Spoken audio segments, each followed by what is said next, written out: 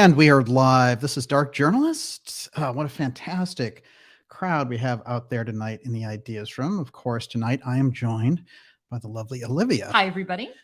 And Olivia, we have a lot of fascinating things to get to tonight on this JFK Records piece, including some brand new information and a special letter that I sent to the incoming Speaker of the House, Kevin McCarthy, which I'm going to read to you live here on the air. It's great to have so many of you here with us. I guess we had Zelensky here in DC visiting us and collecting his only $45 billion. That's nice. And, Biden said this is so important, this historic visit. And then the leader of the Republican Senate, McConnell, he came out and said the top priority for the United States is defending Ukraine. And I couldn't disagree more. It's a military boondoggle for those defense contractors, and that's why you see that gigantic omnibus bill. And it's over the top. I mean, that's $1.6 trillion. And the National Defense Authorization Act is $800 billion of that. So that's going straight to defense contractors. And, it's funny, whenever they come to soldiers and healthcare and all that, there's always a big struggle over that. Oh, we don't know if we can get it. It's like they had to be forced over the top. But when it comes to getting, money for missiles and anti-missiles and, provoking all these wars over there, it's a cinch, because that's a big money boondoggle on all sides, which is the danger there. So the more we expose that, the better off as a country will be, and we'll hold the salutations for Mr. Zelensky. It's a fantastic holiday season that's coming up here, and I want everyone to have a fantastic holiday weekend coming up. And just to let you know, we're going to be having the X series come back for you the first Friday in January. And what you're going to get between now and the end of the year are these special reports.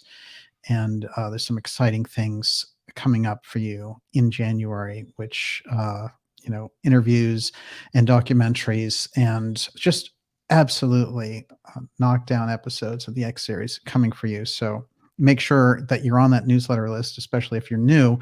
And you can sign up there by going to darkjournalist.com to make sure that we all get around this ridiculous censorship, shadow banning, whatever you want to call it. And what's wonderful is people send me examples of this all the time. And I just find it absolutely fascinating the way that they keep all those Dark Journalist results under wraps, because, God forbid the Ideas Room gets out and becomes the craze there, the craze in the hot zone. Tonight, we're going to be going over some of the kind of fascinating developments over the last 2 days on the JFK Files piece, including some very unusual actions and responses that are going on behind the scenes that I want to really point out here. As we know, on December 15th, the JFK records came out. However, they didn't let out the good records, the important records from the Central Intelligence Agency. No surprises there. However, there was a false start, and there was the impression that these records were coming out. And there was a press conference by the Mary Farrell Foundation in Washington. So before all this even took place, so we had something going on there, and then the mainstream media picked up with that, pretended it was the release and that they had all this information the CIA got out. And they cited the Mary Farrell Foundation, who in fact is suing the Biden administration for the CIA records. But they don't even get a response to that case coming up until January. So all the things in Newsweek and BBC saying, hey, we have these new files because of this lawsuit, were all completely false and completely wrong.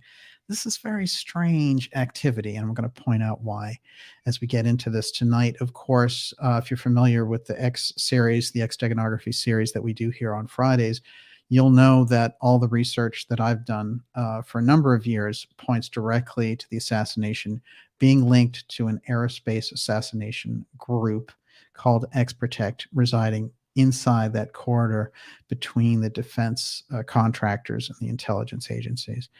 That group is very important because they're very hard, even through CIA lenses, to find, and they don't come up on the deep state radar very often when you have those really good researchers going in and finding those connections. This thing gets missed because of the nature of the unusual task that they have, which is to keep aerospace secrets, and that includes exotic technology in the UFO file. And the UFO file is central right to the heart, the core of the JFK assassination case.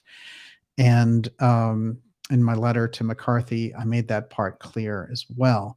So what I'm going to do is start the show off with the letter that I wrote to incoming Speaker of the House, McCarthy, for him to get something going in regard to the release of the actual CIA records, not this sideshow thing, but the George Joannides records. We're going to cover Joannides some more tonight. And he's the CIA officer who was in charge of the psychological warfare operation that was Oswald. And then he's the guy who chaired and was the liaison between the House Assassination Committee. So the reason basically the CIA was covered and we never got to this aerospace aspect is because Joannides was standing there as the gatekeeper, but nobody knew. They didn't know who he was. And now what's interesting is many of the records even that are coming out, Joannides isn't cited because they didn't even know when they ordered lawfully for those records to come out that Joannides was a part of it. So the CIA kept him that much of a mystery man, and there's a reason for that, which we're going to show you tonight. The story as it goes is basically the three sets of records that the CIA is the most afraid of having public are the Joannides records, the Garrison records, and the E. Howard Hunt records, which they were very careful to exclude from this release of documents they put out on the 15th, which was basically a sideshow. Nothing burger from the guys that we've come to expect that from. So here's my letter now, which was sent out today by certified mail to the Honorable Kevin McCarthy, Republican leader. Here's the text of the letter, and I've put it in a link in the description on this video, and that's a link. I posted it on Facebook. I'll put up a PDF for people who aren't on Facebook, and I also posted this on Twitter. Okay. The Honorable Kevin McCarthy, Republican leader, H204, the Capitol, Washington, D.C., 20515. Here we go. Regarding the appointment of a House JFK Assassination Committee in 2023 with a goal to release all files withheld by the CIA on its role in the murder of President Kennedy on November 22nd, 1963. Dear Leader McCarthy, with the recent release of the JFK assassination records on December 15th, 2022, it's clearly obvious that the Central Intelligence Agency is withholding crucial information regarding their key agents and personnel and their activities in 1963. This includes the records of CIA Career Intelligence Medal recipient George Joannides, who organized the Lee Harvey Oswald psychological operation and was the CIA liaison to the House Assassinations Committee in 1979. With the Fox News segment on December 15th, 2022, on the Tucker Carlson show regarding a confirmed inside whistleblower who had observed what was in the withheld CIA records, we learned the following from Carlson. Quote, and this is straight from Carlson's broadcast. We spoke to someone who had access to these still hidden CIA documents, a person who was deeply familiar with what they contained. We asked this person directly, did the CIA have a hand in the murder of John F. Kennedy, an American president? And here's the reply we received verbatim. Quote, the answer is yes. I believe they were involved. It's a whole different country from what we thought. It's all fake, unquote. And that comes directly from the Fox News Tucker Carlson show.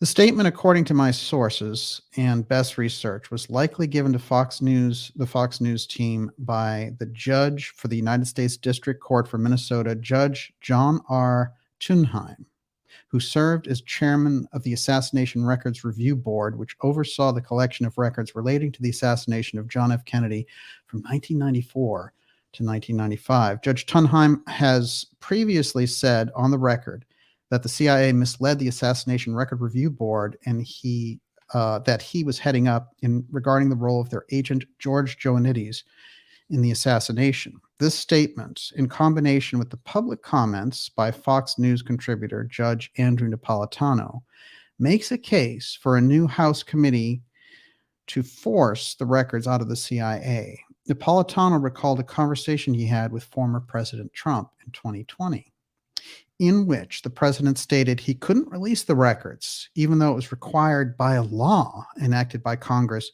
in 1992, that the CIA records must be made available by October 26th, 2017. Trump stated that not even the president could release the CIA records because of what they revealed.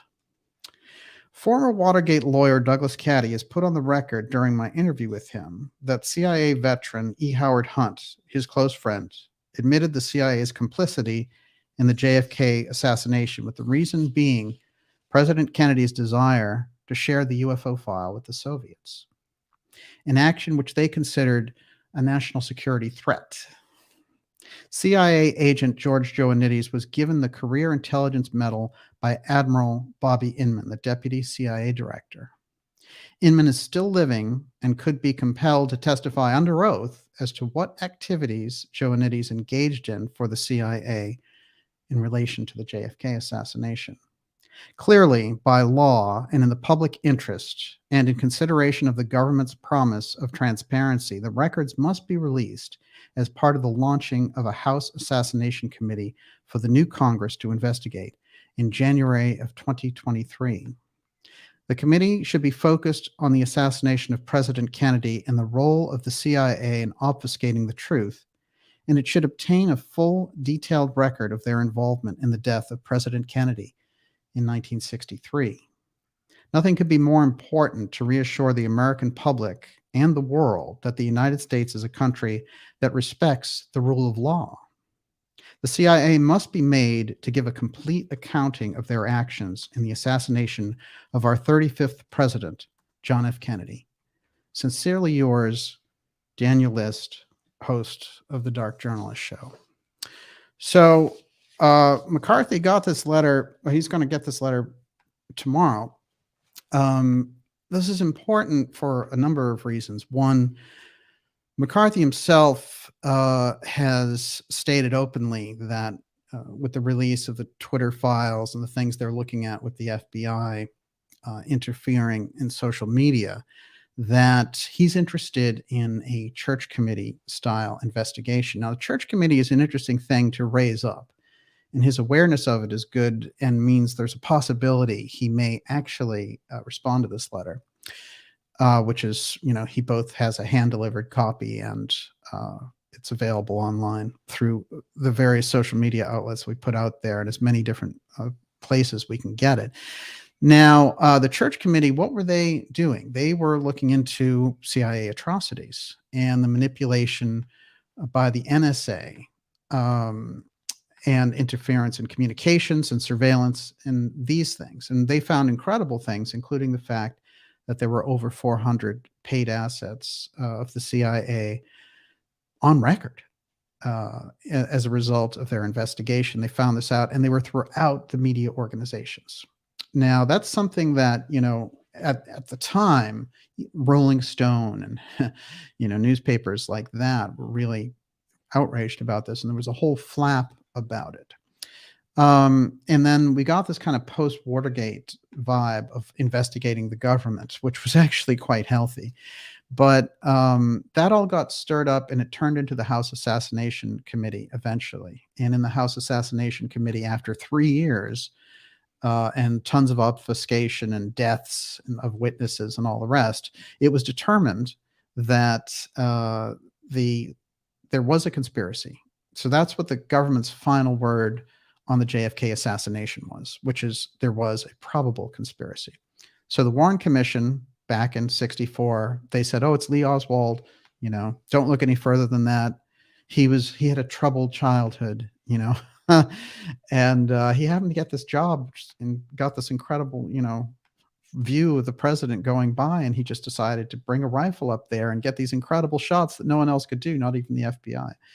So that was their thing. Everyone knows that that's false now, and that's fallen apart over the years. In fact, what's interesting is the media has clung on to that, and they've sort of tried to forget all about the House Assassinations Committee. But the power of the House Assassinations Committee is they could compel people under oath to give them testimony in relation to it. That's what can happen here with McCarthy, and why I think it's so important that he take this up, because we're never going to get the CIA records. They're going to do the dance, and you're going to have people like Jeff Morley go out on these programs, and Chuck Todd from Meet the Press is going to go, well, what could they be hiding? Like some interference in some Central American company? Big deal. No, Chuck, they killed President Kennedy. That's a lot to hide. That's why you'd continue to keep the records. And, you're going to have those disappointed faces of the researchers like, we're going to keep trying to get them in court. It's not going to work. What you need is congressional action while there's attention on this, while everyone knows that what just came out were phony records, and why, Fox got involved and all the rest of it. There's a wave of attention that can be turned into initiation of this process, and they can have those records and they can get them quickly. They can demand them through Congress. And if the CIA balks at that, then they're just going to make themselves look more and more into the abyss of the lawless fringe that they're already in. Now, the actions of the Central Intelligence Agency in 1963 are one thing, but this agency has grown and grown and grown and grown. And when you look at the problems that we have in Ukraine, look, this is the same exact nature of the problem. CIA went over there, they interfered in the elections, and we were putting NATO on their doorstep. They responded in kind. The Russians invaded. And no one can condone what the Russians did in response to that. But the whole point is to have a peace process, not to feed these defense contractors with this. And it all goes back, oddly enough, to this incident nearly 60 years ago, where what Professor Scott calls the first deep state revolt against the White House. And, we have people who pick up the thread of what Professor Scott was doing. But let's remember that Professor Scott showed that nexus between the CIA and the mafia. And this is the legacy of his incredible work on this. And, everyone talking about right-wing conspiracies and all that kind of thing. Look, Professor Scott's as left-wing as you get.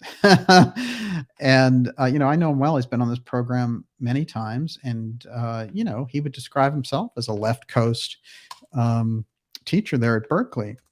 But, it's remarkable because he understands how the deep state works. They don't play any favorites, right or left. They're just doing what they do. And, one of the points that I make in relation to this whole process of study around the deep state is, if you look at the 70s and the 80s, you have tons and tons of liberal people going after the Bilderberg group, going after these things. That switches around, and the whole motivation behind the media groups switches. And it's because the liberal aspect gets co-opted when the neocons realize, the best way to keep sort of people, doing anti-war marches and all that kind of stuff is to co-opt those guys, and to get them, just like you see now, the MSNBC liberals are all about, hey, let's get that war in Ukraine, jack it up. And, liberals used to be anti-war. So they've changed the entire thing. They've also made them very fascist, with the whole woke, extremely left aspect that we've been seeing, which everyone in culture is laughing at. And yet there's a tremendous force, tremendous money around a very small group doing these things, and changing the definition of gender in the dictionary and all this nonsense. So we're right in the middle of all that. So when we start to see just how important it is to understand, one of the quotes from Professor Scott is, I don't think we can solve the case, but we can learn about America by studying it. And that's very interesting. I certainly hope that we can solve the case, but I absolutely agree with him that this comprehension of this deep state machine, which is the American deep state, but also the global deep state that we're in the middle of right now, having just come through the COVID op, how much money did that make for these people? And, they can roll out wars just as fast as you can nail them. Look at Zelensky's coming up here with his pocketbook for $45 billion this afternoon. Where does it stop? How do you stop it? Well, the first thing to understand about the Central Intelligence Agency is it's extra constitutional. It's not foreseen in the Constitution. It's basically a large illegal entity. And even the people who set it up thought that, and they were talked into it as, saying, well, this is going to be some kind of post-war way to keep all the intelligence flow going. But even Truman, if you look back at his earliest letters around it, he said, this sounds like an American Gestapo to me, and that's not who we are. And we can see that they were right, and they never should have let that genie out of the bottle, but they did. By the time you get to the Kennedy era, it's a showdown. And this is why I say there's so much for us to learn in the Kennedy presidency and reflecting on those years. And, they talk about Camelot and all the rest of it. It is Arthurian, the battle there. They are going against the Knights of Mordred. And we find ourselves in that struggle, that he was putting, out so much brave rhetoric in relation to this. He was going around the State Department, going around the CIA, he was communicating with world leaders, getting out of this maze. And by the time he gets to American University in June of 1963 and says, we all breathe the same air, like, what's going on? Let's try to get peace going. That's it. His request for the UFO files in November of 1963 on record is important to this process. And we know that there's enough far out stuff in relation to the Kennedy assassination, but you can't leave that out. So when people are going into this and they're thinking, you can't include this part because it's too far out or whatever. Look, at this point, Congress has their own UAP hearings, right? They already have a UFO office that they're spending money on, and the CIA is engaging in whipping up a UFO threat. So, there's nothing to be lost there by bringing up the fact that the CIA assassination of President Kennedy, the factor that was involved was the UFO file. It's clear we've brought it forward on this program, but it needs to be emphasized that there's a huge aerospace aspect to this assassination. And that's what we're going to look at here as we study the things that are happening just in the past 2 days around this case are absolutely phenomenal. Everyone, you're watching the Dark Journalist Special Report. We're here on this Wednesday night before the Christmas weekend coming up, and all of you are in our thoughts to have a great Christmas. I want to remind everyone to go to darkjournalist.com if you haven't already and sign up for our newsletter. It's a free newsletter, especially if you're new. Make sure you're on there because we have incredible censorship going on in relation to the shows that we put out, but we're getting them out there anyway. We're lucky to be joined tonight by Miss Olivia, and she's been answering your questions. Now she's putting together some questions we're going to take in the second part. We'll go maybe about an hour more tonight. How are you doing over there? Good. Tina Borge says, should we all look for Kevin McCarthy's email account and bombard him with requests to set up a committee to reinvestigate it? Yes. And Brad Briggs says a grand jury can compel testimony.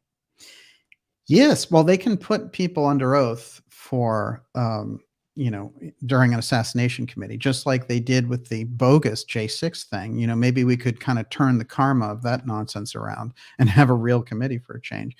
But McCarthy, I think, if we go at him in a very respectful manner and ask him to do this, he's got the wind at his back. And in fact, it's the Biden administration at this point which is helping the CIA block the records. I'm not saying that other Republican administrations haven't, but this could be an opening for him. And if they are looking in that world to regain the trust of the public, this could help dramatically. And it's not going to be held, it's not going to happen through these little efforts of these researchers kind of crawling to MSNBC and give me my 2 minutes of soundbite. And, where they go, well, just keep on with the good fight.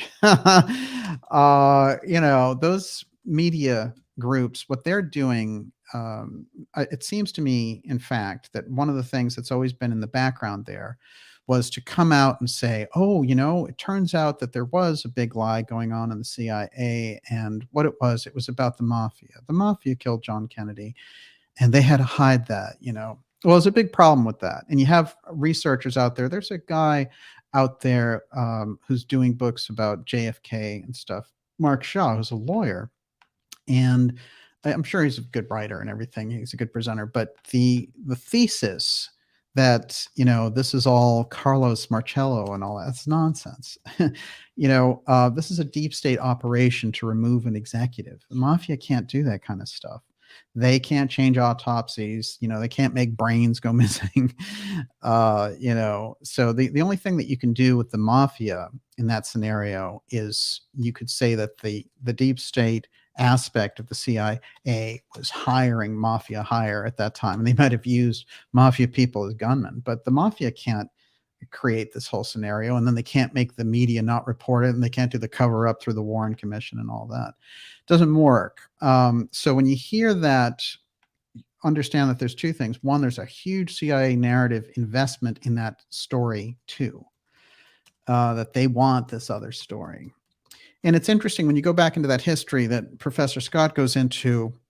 Here's how it works, and I'll try to do it the condensed version. I actually have some quotes from Scott tonight that I think are worth reading. But basically, the first story that they were able to promote by using Oswald as the patsy in the story was the Russians and the Cubans were involved. And then they were able to use that story for story 2, so that people like LBJ could go to somebody like Earl Warren, who didn't want to get involved in the Warren Commission, and say, you have to do this or millions of Americans will die, because we know Oswald was going to meet with the KGB and all this nonsense, which he never was. As a matter of fact, he was a CIA asset spying on the Russians when he went over there. But they used this other story. And then that story, they said, okay, we're going to use that behind the scenes to blackmail everybody into the cover up. And then the next thing that they do is they say, okay, everyone has to say that Oswald was a lone gunman in order to avoid World War III. And this is the kind of manipulation that they did. And it's a criminal overthrow of a government. But the next thing that they do after that, when a few years later, stories are getting out and things aren't adding up, the Garrison investigation is going on. So they start to leak these stories that Bobby Kennedy was involved because, he was setting up assassination plots against Castro, which the CIA was doing on their own. And the Kennedys were trying to rein them in and stop them from this assassination program. They assassinated the leader, the DM brothers in Vietnam 3 weeks before they assassinated President Kennedy. So they were on an assassination binge, and the Kennedys were trying to rein this process in, get the CIA back under the control of the executive branch. That's the nature of the battle there. But the talking points and the propaganda that they put forward are, oh, Bobby, Bobby was the key man, and that all came back. They were like, if Bobby's after us, well, the mafia killed him in revenge, or Castro killed him in revenge. So this is all CIA psychological warfare operation run by Joannides. Now, what's interesting is you see people peddle that now. Like I said, there are these books going out now, and they're like, oh, Marcello did it. And, those Kennedys, they were involved with mafia and assassinations. This is all CIA stuff. And the CIA, what they like to do, one of the things that happened recently is that Mark Wahlberg picked up one of these books, and the idea was Bobby killed Marilyn, right? Look, this is what the Central Intelligence Agency does. They do the assassinations. They bump off people without batting an eyelash, right? So what better kind of twisted thing for them to get going and support, but these ideas that, hey, we're not killers. The Kennedys are, who we killed, So it's a sick thing that we're in the middle of, that you're watching play out there in the media. And I'm going to read some coverage that's been going on in relation to this. Let's get a little bit familiar with a key aspect that I brought up in my letter. Why did I bring up Bobby Inman? Bobby Inman was the deputy CIA director, and he was the head of the NSA and a long history in the Navy. And he's very close to the UFO file. Now, to his credit, in the 80s and early 90s, he came out very openly saying, and he was part of this a wave of UFO disclosure that they were testing out at the time. And he said on the record, one, not only do we know about UFOs and what they are, but we know who's operating. That's a big deal. for an official of his level. And when I put these things out about Inman, I'm not trying to cast aspersions on him. I'm saying the nexus that he was in, he was very familiar with the UFO file, therefore may be able to bring forward things because of his background in the Central Intelligence Agency about this ex-protected group that specialized in assassination. Interestingly enough, he's the person who gives the Career Intelligence Medal to George Joannides. This is significant because as deputy CIA director, he's aware of the activities of Joannides, which the CIA concealed from the public, from the Warren Commission, from the House Assassinations Committee. Any government investigation, the CIA blocked around our friend Joannides. So when I say you can put Inman under oath to say what was Joannides up to, it's to say he can be a witness against Joannides. Joannides is dead, of course, but finding out the nature of what the CIA was doing with Joannides is crucial. And there are 40 records of Joannides in the government that we know of that are, say what he was up to, the programs that he was up to. What we do know from the reports is that he was the top psychological warfare officer in the CIA, and that they instructed him at some point. He was set up to create the legend of Oswald, and he was there in New Orleans in the summer of 1963 when Oswald was there, and he was having those, tangos with the Cubans, and then go on TV and saying, I'm a Marxist-Leninist, all that stuff, and I run the Fair Play for Cuba committee. It's very interesting because the piece that's missing when they talk about Joannides from the people who've really brought this forward, and we owe them a great, debt that they found Joannides, the Jefferson Morley piece. Problem is that stuff doesn't go far enough. The guy like Morley is very interesting because he knows that the CIA is covering up about Joannides, but he doesn't think that the CIA was responsible for the president's death. And he would never talk about like the UFO file or something like that. This is a problem. I've cited it before, that you have these deep state researchers on one side and the UFO researchers on the other. The deep state people understand how the government functions very well, but they don't open their minds up to the UFO piece. The UFO researchers get involved with too much nonsense and are manipulated actually by the CIA very often. We saw that with the TTSA, which were all CIA people, and all the UFO researchers who all those years were saying that government, has to give us UFO information. As soon as the CIA comes down, and it's like, hey, we have this new company. They're all like, hey, we want to be in your documentaries and in your books. So that whole wave, that kind of, sentinel of UFO researchers who were supposed to, guard against that government coming in and doing that stuff, they all stood down and high-fived those guys. So that was weird. And I can tell you it was weird, and I was right in the middle of it.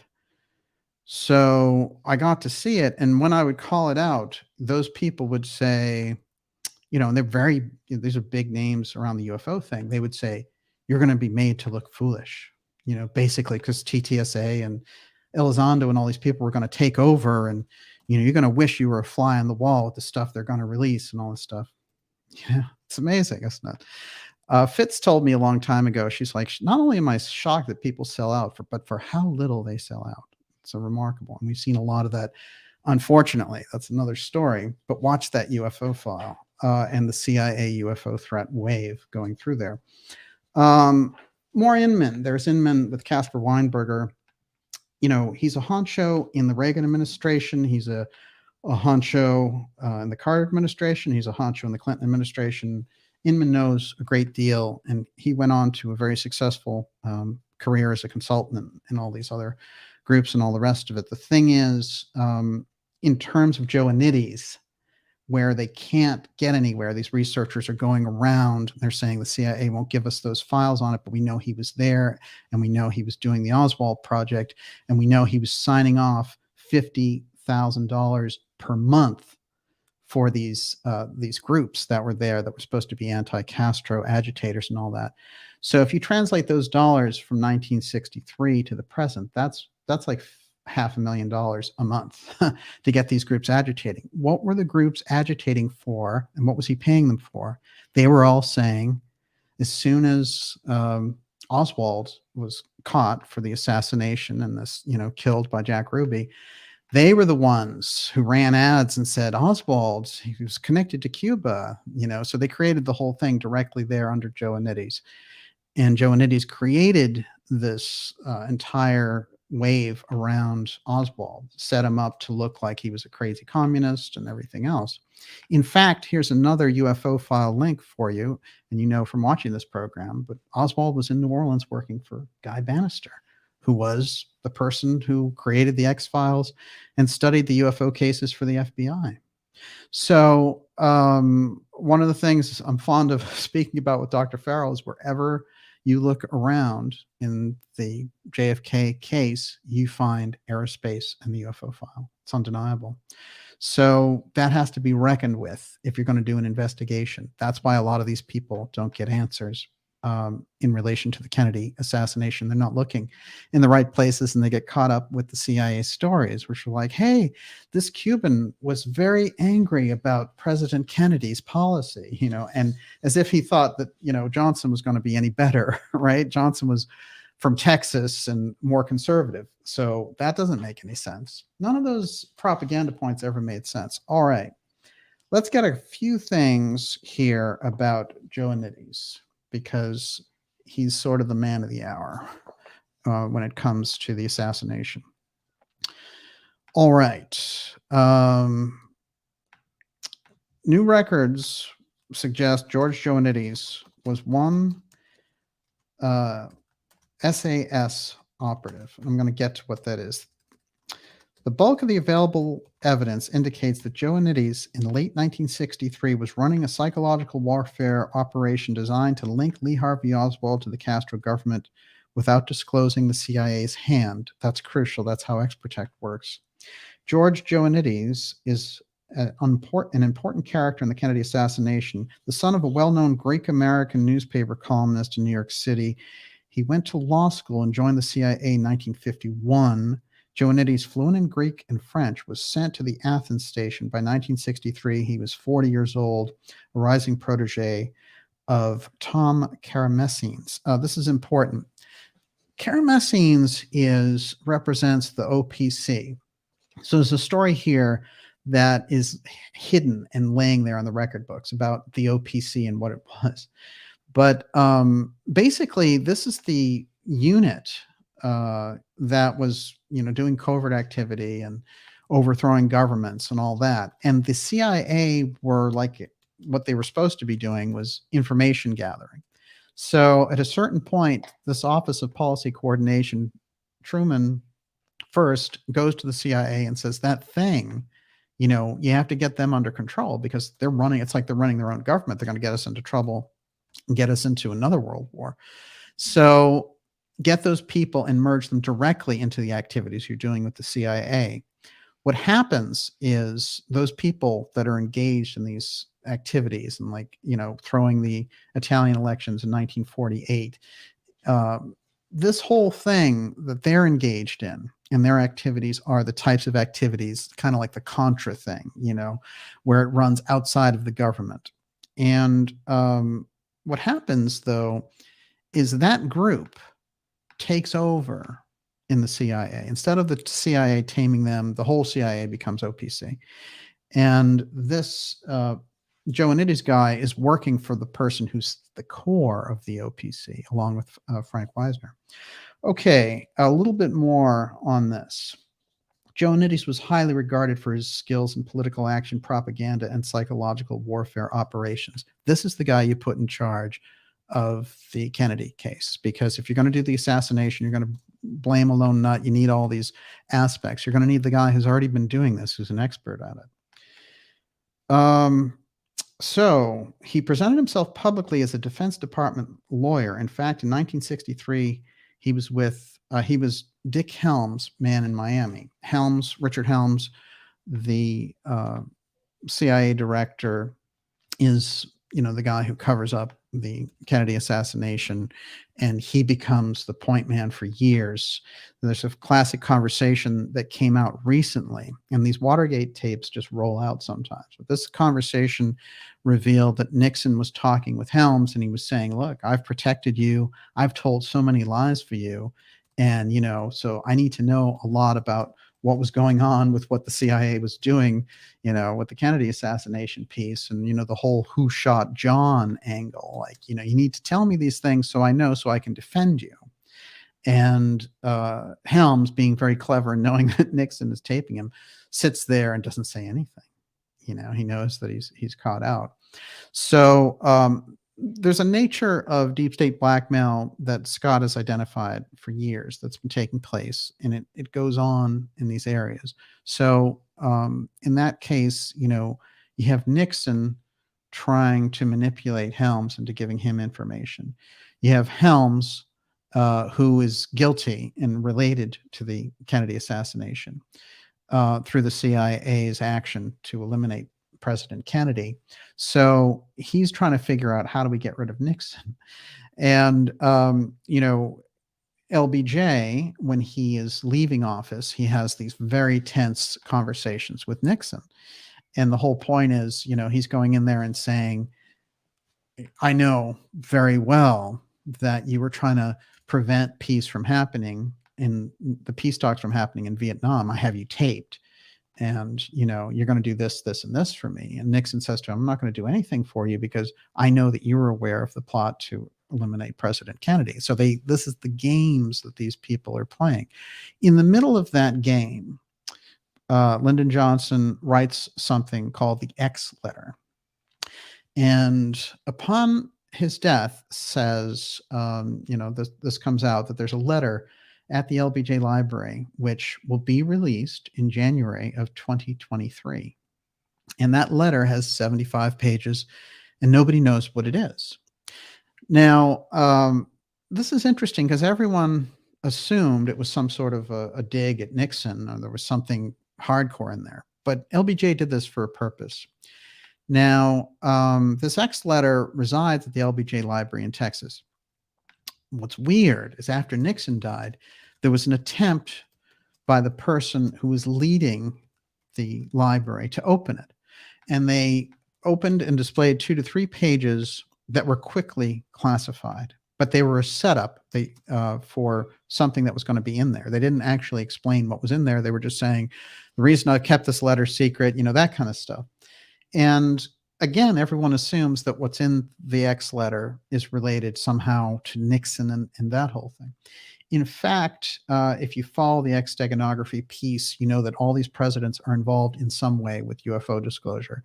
And so each one wants their part known along the way, which is why we have all of these archives that are out there that we know about, that when the UFO piece came out publicly, well, then these presidents would be well recorded in history. Their legacy about what they did with the UFO file would be secured. And there is, in fact, an Eisenhower time capsule that's supposed to come out in 2049. It's the same thing.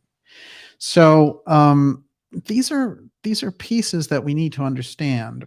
And we need to understand the concept of stealth archives, which I've brought up on this program and brought forward as a kind of a core piece of the X series. Because a stealth archive is just like what they're doing with the JFK records right now. We know that those records are there. We also have a sense that somehow those records implicate the Central Intelligence Agency. So it's an acknowledgement, and we know they're there. However, this is the fascinating part. We don't actually get our hands on them. So it's just like an acknowledgement, but we don't get to see them. And there's a lot of records like that in the government. And this X letter is another one that's like that as well. So this is the nature of some of these things. And it's funny because there's a judge that I brought up in the letter to Speaker McCarthy. And the judge is Judge Tunheim. Now, he's very interesting because he was appointed by Clinton to oversee the Assassination Record Review Board. And although Clinton was very, much a puppet of the Central Intelligence Agency, he's just the type who wanted to figure out how he can get leverage, how he can be on the top of the pyramid, which is what the Clintons try to do. They tried to be the Bushes, and they haven't quite got it. They can run all kinds of operations in Haiti. They can, they can do drug running, but they can't quite get to that level of the Bushes. But it's very interesting because the ARRB brought out significant documentation against the Central Intelligence Agency, and it brought out Operation Northwoods, which is really important, especially when we look at 9/11. It's another thing I want to mention about Jefferson Morley and the things that he brought forward. These are not, these are still skating on the surface. The Joannides thing is very important, but something about Morley is, he's been involved in suing the CIA for records and things. And at one point, Professor Scott joined him in that. And he had to make this point that he didn't believe in Professor Scott's wacky ideas about a conspiracy around 9/11. So this is a problem. It's like if you can't see that deep state structure, if you're just like, oh, the CIA hid some files in 1963, you're not going to really get anywhere. That's the nature. It's kind of the nature of why there's such a problem there. Is that level of researcher thinks that they can take the establishment piece and bring it over the finish line and get all the records and all that stuff. The only thing that would happen with researchers like that is they'd be used as some kind of limited hangout if the government got caught on all this, even 60 years later, and they'd be like, well, yeah, we did hide it. It was the mafia thing. And then that person who they built up, who was going after them for records would have to go out and say, well, they released this thing. It's all about the mafia, and that's how they get off the hook. So it's very interesting to me. There's a lot of people who do very good work. And, I respect the work, especially around Joannides, but there's an incredible blind side to this, which gets missed over and over again. And for me, the core of that piece is not observing the airspace connection, which is clearly sitting in the middle of the Kennedy assassination. And we're going to get into that some more. Everyone, you're watching the Dark Journalist special report here on the JFK assassination letter. I sent a letter to Speaker McCarthy, and I read it at the top of the show. And it's incoming Speaker McCarthy. He's not Speaker yet, but he is the GOP leader, and he's going to be the Speaker of the House come January. My suggestion was for him to create a House Assassination Committee 2023 to force the Central Intelligence Agency to bring forward their records, taking advantage of some of the interest that came about in relation to this. Of course, we've been studying and looking at the Kennedy assassination for a long time. Here may be an opportunity for them to do that, and they can compel testimony with the House Assassination Committee for 2023, and they can compel the CIA to bring forward those records.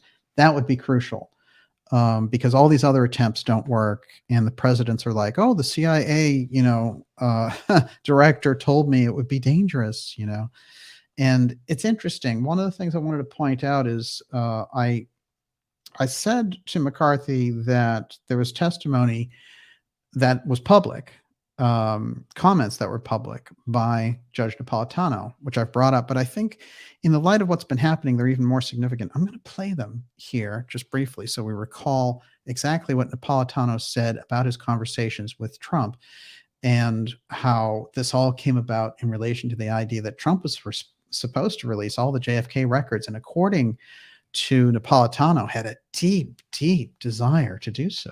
So something must have changed. Listen to this. All right.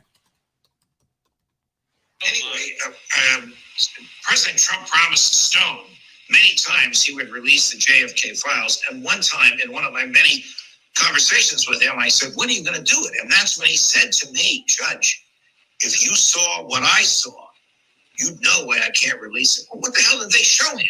Kennedy's brains blown out? I don't know. He wouldn't tell me, and I don't blame him for not telling me. But I'm to this day trying to know what it was. Yeah, that says a lot. Trump is telling him in private. This is always what's crucial. He's saying, look, I can't release those records. If you saw what was in those records, you wouldn't be able to do it. So there is something, there's some mechanism in those records that somehow was left over.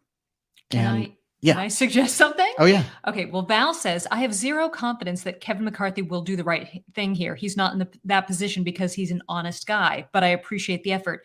My question is, if Kevin McCarthy is going to be ineffectual about this, can we pressure Trump to just come out and tell what he knows? Yeah, that's very interesting. Well, the McCarthy thing is the focus right now because McCarthy has the ability to compel the Central Intelligence Agency to release the files. Trump being in the situation where he's being sued and charged with releasing secrets and all the rest of it, it's probably not an ideal time for him to be saying, hey, I have classified secrets I'm going to bring forward.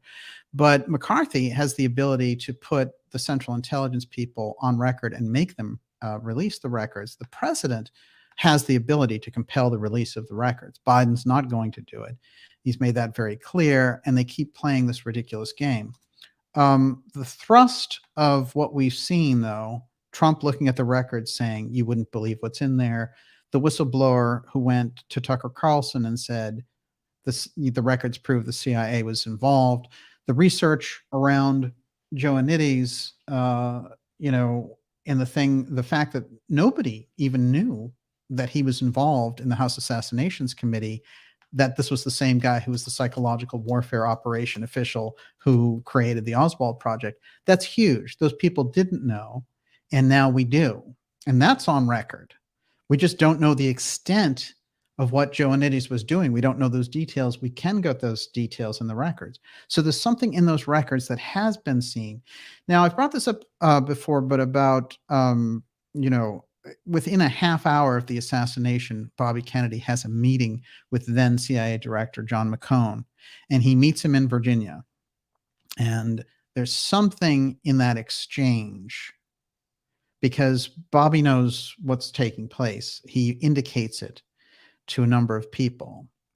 So there's some mechanism that's been created for creating those records that if they try to scrub the record of what they had in the background, that somehow it would set off these alarm bells. That's the only way that those records would survive and that people would look at them and say, oh, there's a problem here, because there'd be no reason for the ultra secret operations to be on file. But there's something about Kennedy's presence immediately with the Central Intelligence Director that gives me the impression that there is something in those records. That's why they've been such a political football over the past 60 years. Now it makes sense. And I can tell you that for years in looking at it, I kind of thought what other people thought. Hey, they'd never put anything of significance in those records anyway. Well, there's obviously something. There's some trail that's been left in there on purpose. And that's the thing that they've been avoiding. The three record sets give us the nature of this. The three record sets they're blocking are the Joannides files, the Jim Garrison files, and the files on E. Howard Hunt. E. Howard Hunt famously came forward to his friend, Douglas Caddy, the Watergate lawyer. And Douglas Caddy on this program said what Howard Hunt told him in relation to the Kennedy assassination. He said Kennedy was assassinated over the UFO file. So if he was assassinated over the UFO file, but he wasn't just assassinated because of the UFO file, he was assassinated because he wanted to share it with the Russians.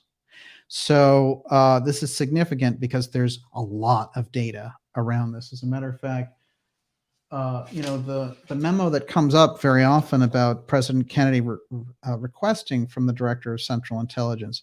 Now, this isn't an MJ-12 document. It's a FOIA requested document, and the CIA has never reputed it. So there are documents like the Byrne memo and stuff, which, we don't know the provenance. So therefore, it's an iffy thing. This is very different.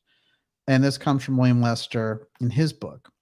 Now, what's interesting is if you look at the memo, which requests all the high threat cases, UFO cases, from the Central Intelligence Director and says you need to share them with NASA. And we're going to do this because we're going to share it with the Russians because we don't want a nuclear incident, basically.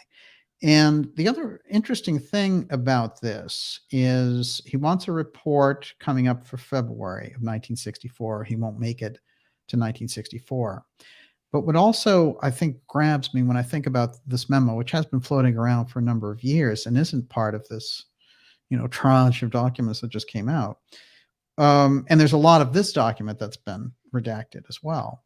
But I think what is significant is that there are documents at the Kennedy Library which crisscross directly and dramatically with this document, and they're called Cooperation with the Soviet Union in Outer Space.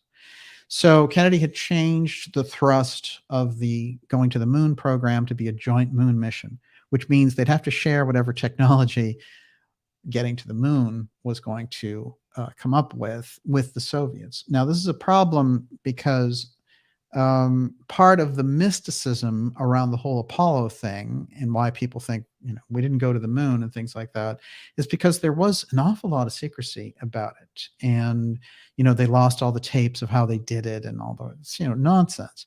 So there was something utilized in our Apollo missions, a type of technology that wasn't put on the record. That's the exotic technology. This, the work of Farrell and others, that's the conclusion that they come to.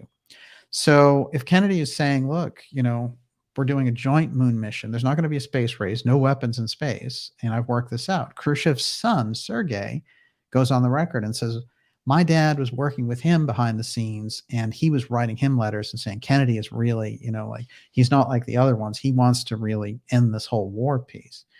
And he said that I am agreeing to go to the moon with these guys. So that's on record that they had this going on. The UFO piece in the heart of it makes sense. Now let's think about Caddy's confession again, or Hunt's confession to Caddy. This is significant because he puts on the record, John Kennedy was killed over the UFO file because he was going to give our most vital national security secret to the Russians. So this allows them on their side to say he's a national security threat, so we can throw all the rules out the window and assassinate him.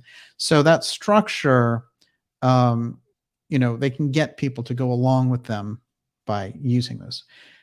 The aerospace piece and the aerospace aspects, including the dinosaur program that was going on in the government at the time, there are hints, there are activities that are unauthorized that are going on in relation to space.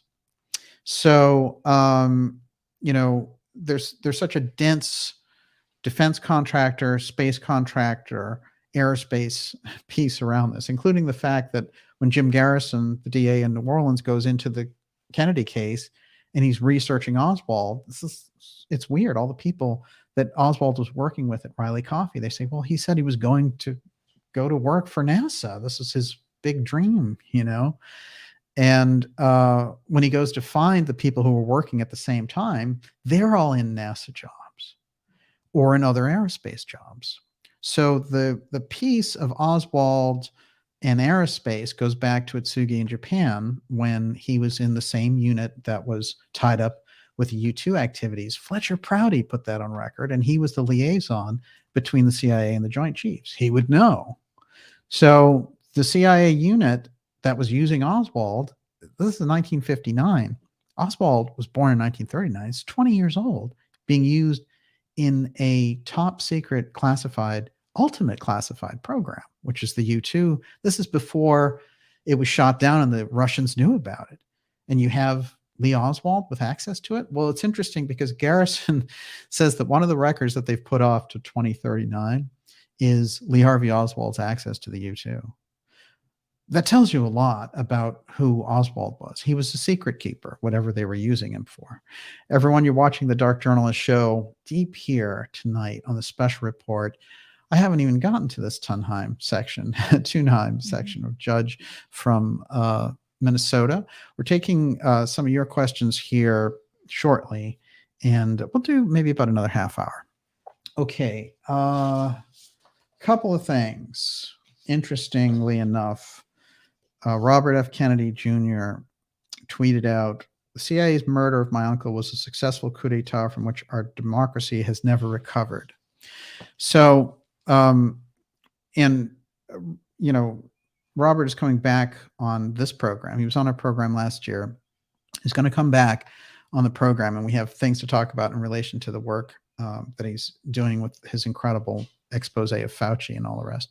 but I will get to some of this with him. But I think the language that he's using here is very clear. Again, it's becoming very clear that the society can't accept, the kind of false dance. It's like you get to a point where there's a paradigm shift where the old paradigm just looks too ridiculous. And we're getting to that in society with this. Interestingly enough, a lot of the, floating things that you've seen about Trump's taxes, and his tax returns got released.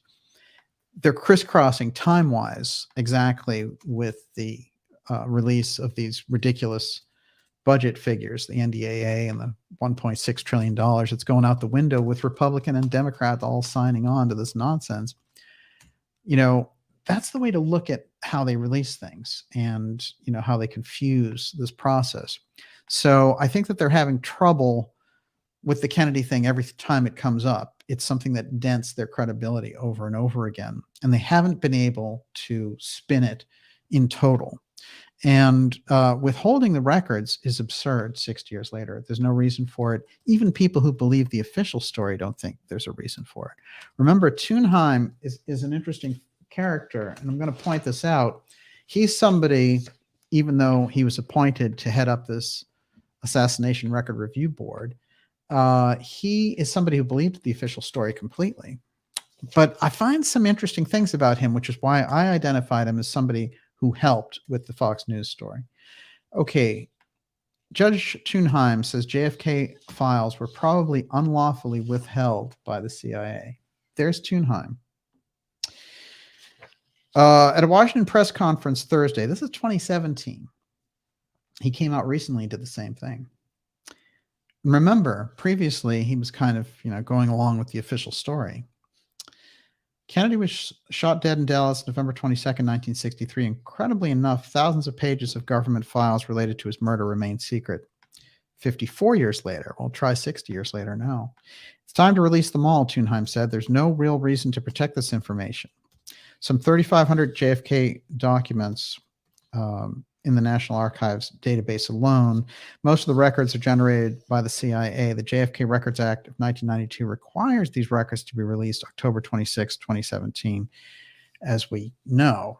Okay, again, this time it's about a month after that report.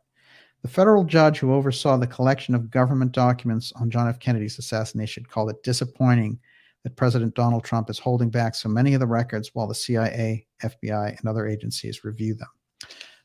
And in fact, this goes to the strangeness of Trump not allowing all those records out. Although he got some significant records out, they were far more significant than the document dump that Biden did, but they fell far short of the mark. Tunheim is going to be interesting in all this because there's a reason he's out there and right now saying this is the law and you have to follow it. Now, Tunheim has also seen the records, so he knows a great deal. And remember, he was somebody who was originally a promoter of the original, ridiculous lone gunman story. So this is somebody who isn't, trying to give the government a hard time, but he realizes, something's going on here. And now today, Tunheim, literally an hour or so, just an incredible crisscross of timing. After I sent my certified letter to Kevin McCarthy, we find out this. In response to last week's partial release of JFK assassination records, Judge John Tunheim, former chair of the Assassination Record Review Board, called on Congress to hold an oversight hearing. I'm hoping that Congress will react to the latest rounds of non-disclosures with a hearing to determine why the 1992 law is not being followed, Tunheim said. There's something going on in the background here, which is why there was the original false release of, all BBC and everybody saying, hey, the CIA released all these Oswald records. And then the actual release, which had nothing, which was one of the worst releases in years. Now we have Tunheim saying they should have a hearing. This is a significant sea change considering he was the guy who was observing the records. And then I have a letter here that he wrote December 5th to President Biden going on this thing saying, well, I'm hoping you're releasing all those records on the 15th because the CIA doesn't have any legal leg to stand on. So there's a weird crisscross here of, and it's not what you would expect, because you'd expect typically the media would just block the whole idea of the thing, but they're playing a game with it. And the game seems to be, we're going to pretend that this stuff is coming out, or they're getting ready to let the CIA do the whole, Carlos Marcello did it and we saved the world. And by the way, space aliens are demons. And that's what we've been doing with all those trillions of dollars that are missing. So we have a weird process going on, and Tunheim is right in the middle of it somehow, because his presence there is odd to me in the middle of all this. Why are we seeing this wave that seems to suggest, hey, the government let out that the JFK thing was caused by the CIA and Oswald was with the CIA? They didn't. It didn't come out that way at all.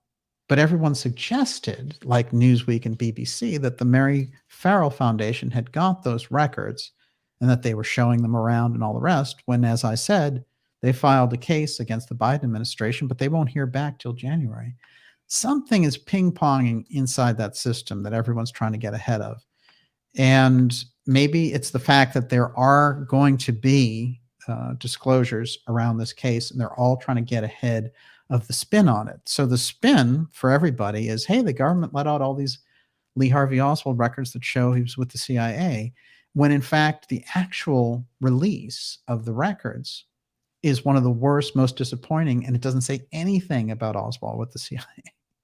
So the government rollout completely blocking access to the information and supporting that CIA position. But the news media pretending, hey, and I'm going to read you one of the stories. This is Newsweek. Okay, this is a week before the files came out. New documents shed light on CIA's connection to Lee Harvey Oswald. New documents. That's Newsweek, which, you know, as of course bans the Dark Journalist, as we know that. On social media, Newsweek has blocked me thoroughly. All right, can't ask too many good questions. Corps of researchers looking into the 1963 assassination of President John F. Kennedy say they have unearthed proof of his alleged assassin, Lee Harvey Oswald, being involved in an operation by the CIA mere months before the killing, reigniting questions about whether the Oswald truly was alone in his decision to kill the youngest man ever elected president.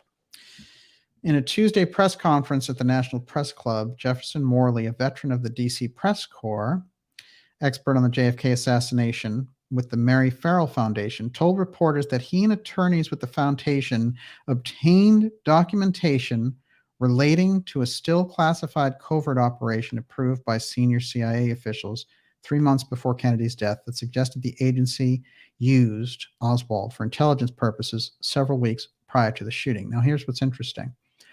They did go to the press club in Washington, and they did, he did discuss Joannides and all the rest of it. They never said anything about a document, and they haven't been able to get anything, as I said, because their case doesn't come up till January.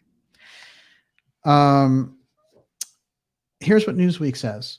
The document, one of several researchers obtained this month as the result of an October lawsuit, is a precursor to a fuller reason of documents anticipated by the National Archives this month. Okay, so there never was a document that was received as the result of a court case. It didn't happen because, it doesn't even come up for a month. So what are they talking about? This article becomes the trigger for all these other articles. Remember when the TTSA article came out saying there's a tic-tac, and it was Politico that had to be the heads up for the New York Times to be able to run it, because they were the ones who were playing tag and saying the New York Times is going to do this article, and so they were laying this thing out, and then everybody got this phony tic-tac story. And the tic-tac and that whole thing, if you look at it deeply, there's no proof of the Tic Tac and the UFO thing, and it could have easily been, what they were using, our own exotic technology to freak out their own Navy pilots. And there was no whistleblower Elizondo. He was just working for the government, and they called him an ex-Pentagon employee when he was working for the Pentagon. So they've been running ops like this through the media. And what they do is they get everyone all hyped up about something. Now let's go to the Tucker Carlson one. Everyone says this is an incredible thing. Fox News came out and said the CIA was connected, just like these articles. But in this case, he said, well, I have a whistleblower who said this.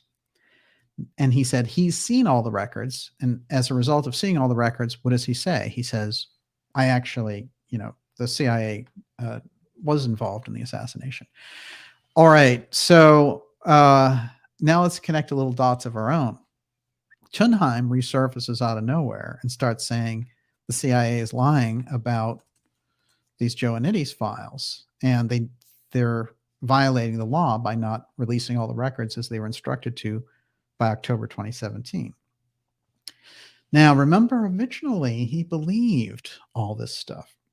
Well, an interesting thing came up, which is at one point those Joannides files fell into the lap of Tunheim in the 90s when he was looking at all this stuff. And the CIA leaned over his shoulder and said, that guy's a nobody, just forget about those.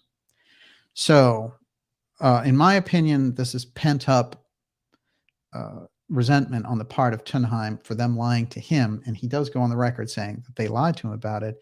I think behind the scenes, he went ahead and did the Tucker Carlson piece and told them, yeah, they were lying about the records. That makes sense to me. And that also adds up why Tunheim is suddenly all around. Now, the question is, what's going on here in relation to all this? Can you get to the thrust of the Central Intelligence Agency killed President Kennedy? Can you get that on the record? So obviously they're testing reaction by putting out a phony story they can't get any trouble over because it's just Newsweek saying that these other people had records when they didn't. But the actual release didn't have any of those records, didn't say anything about the CIA and Oswald. So they've got both the best of both worlds. They have their records out that completely don't show them guilty of anything. And they have this phony story where they can gauge the public's reaction. How would this go over? Could we survive, in fact?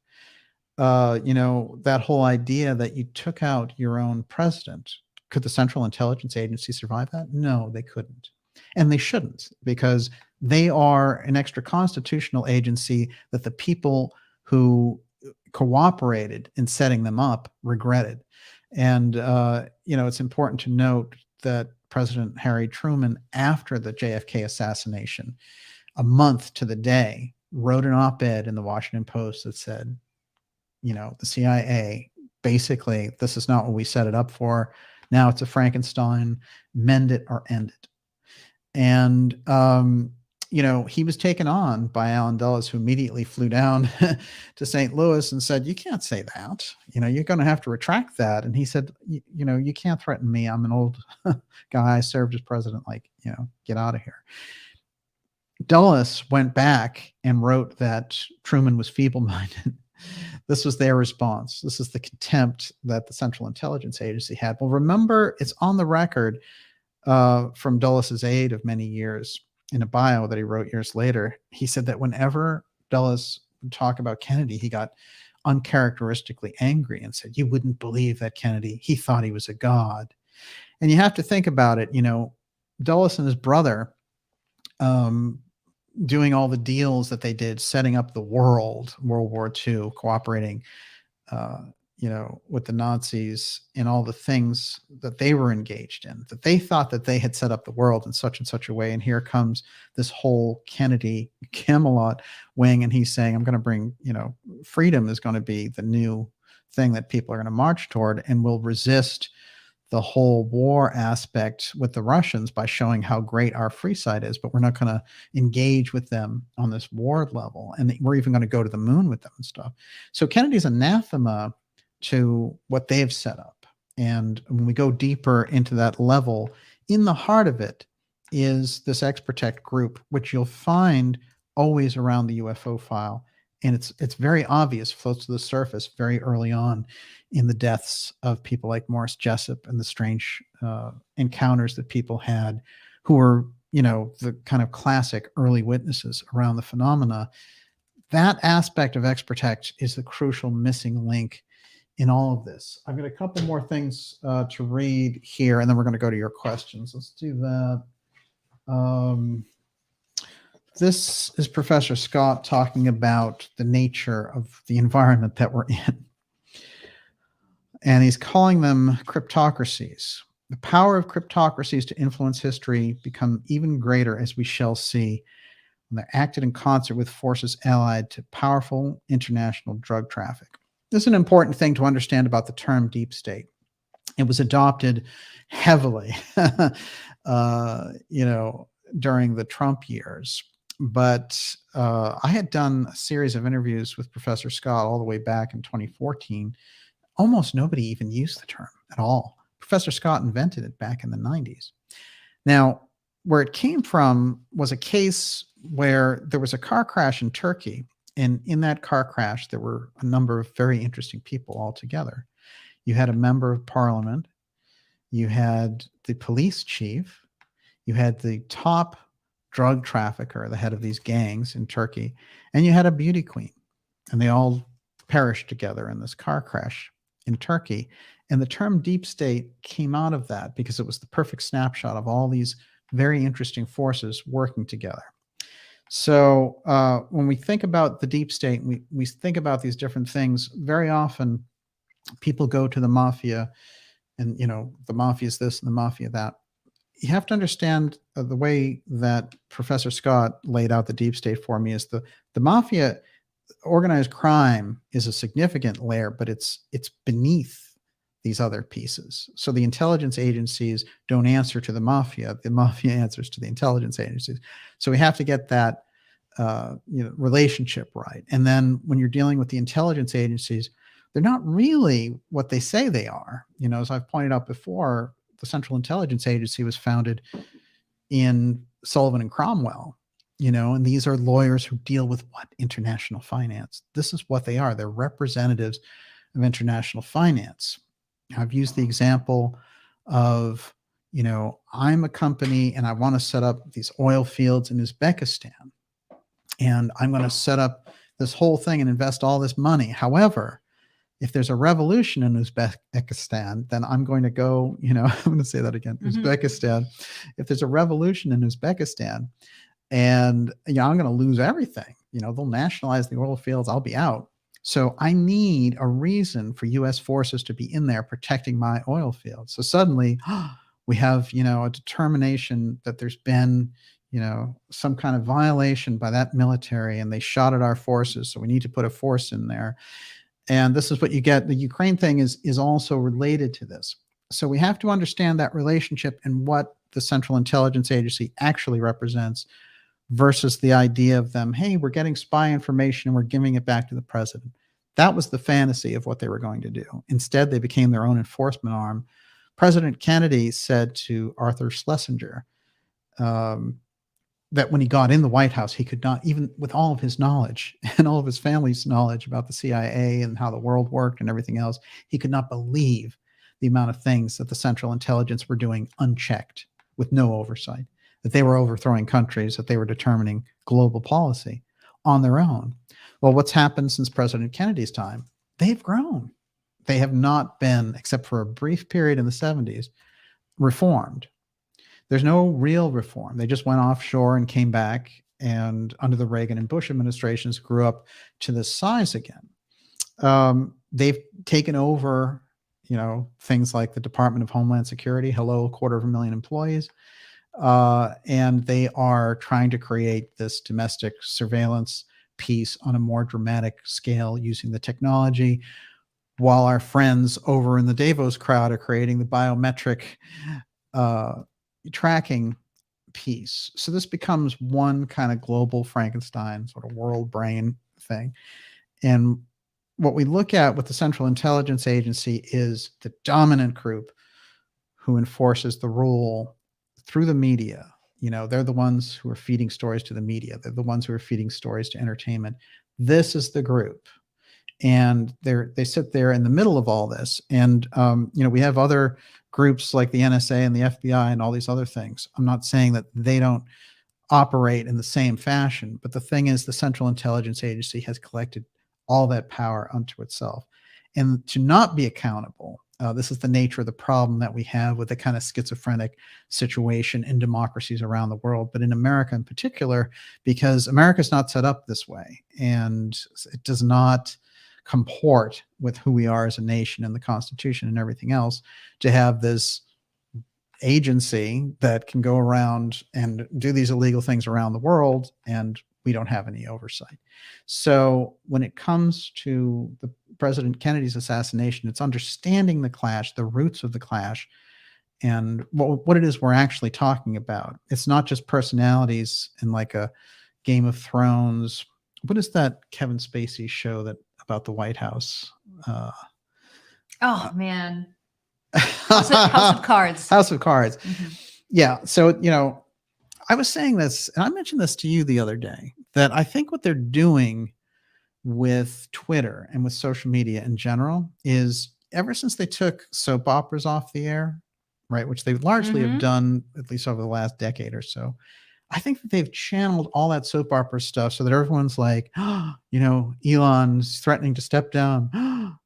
His girlfriend said something about him. It's all this stuff. And what it reminds me of is the idiocy that when I was growing up, people getting overly involved in soap operas.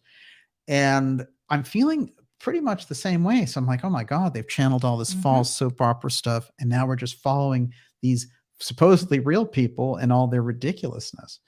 And this is getting pretty ridiculous. So, I think it's the nature of the situation that we're in, understanding how manipulated that reality can get us closer to a genuine stasis, sense of reality on all this. Everyone, you're watching the Dark Journalist Show, going deep, deep, deep tonight on the JFK assassination. This is a special report trying to catch up on some of the moves and the aftermath of the Tucker story, the strangeness of that.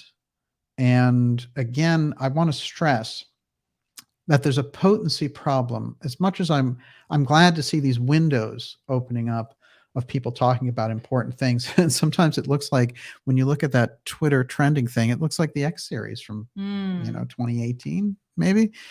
And it's interesting to me because I think on their side, they're looking at a lot of things that people are interested in, have a genuine interest in.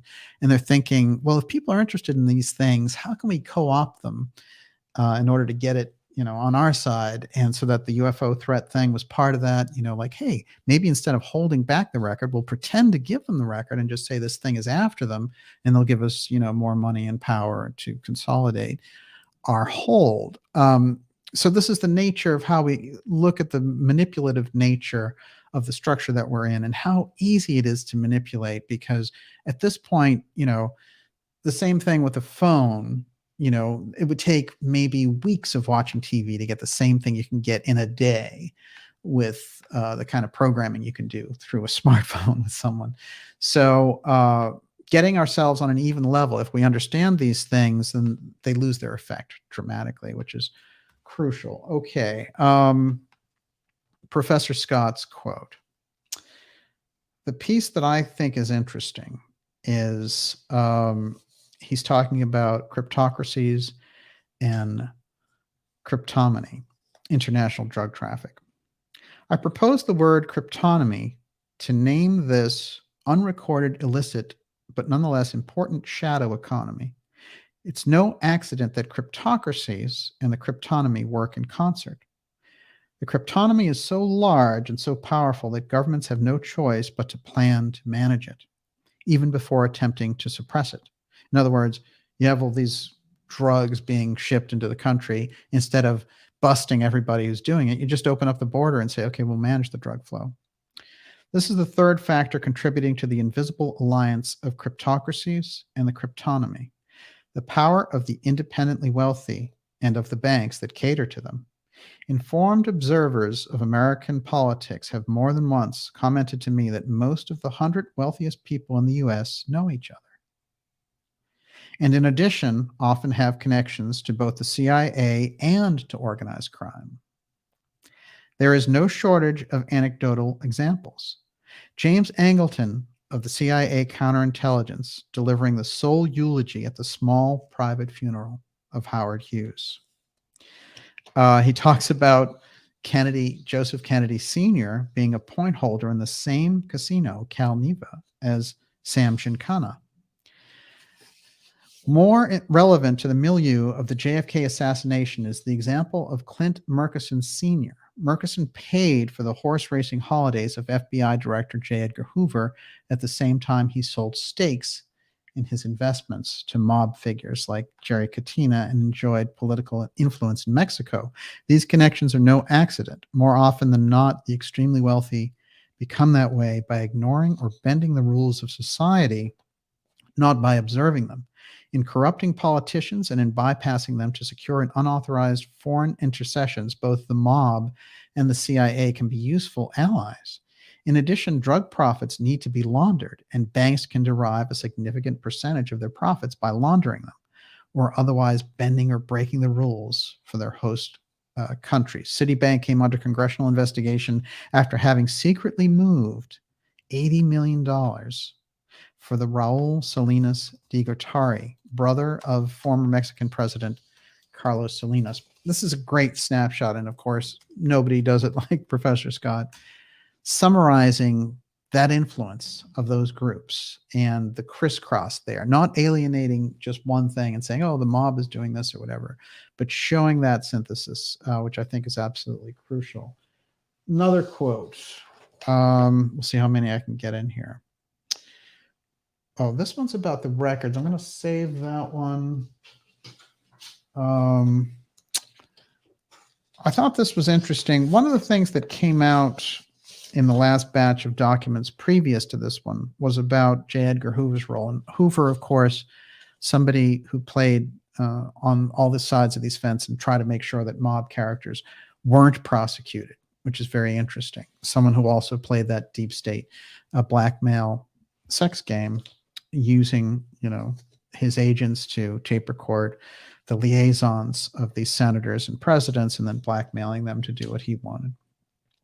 So scholars and other experts have repeatedly said it's unlikely that there's anything groundbreaking in the JFK documents, but as journalists and historians poured through the enormous database of material recently, some interesting nuggets were turning up. Among them, Hoover's November 24th memo. Hoover appeared to be particularly concerned that the public would have to be compelled to believe that Oswald was a lone actor, not part of a larger conspiracy. In 1964, the Warren Report on Kennedy's assassination, Hoover was firm in stating that he hadn't seen the evidence suggesting a conspiracy. Now, it could actually be easily said that Hoover was a part of the conspiracy because his own power had diminished under the weight of Robert Kennedy being Attorney General. Referring to Nicholas Katzenbach, the Deputy Attorney General at the time, Hoover dictated, "The thing I'm concerned about, and so is Mr. Katzenbach, is having something issued so we can convince the public that Oswald is the real and only assassin."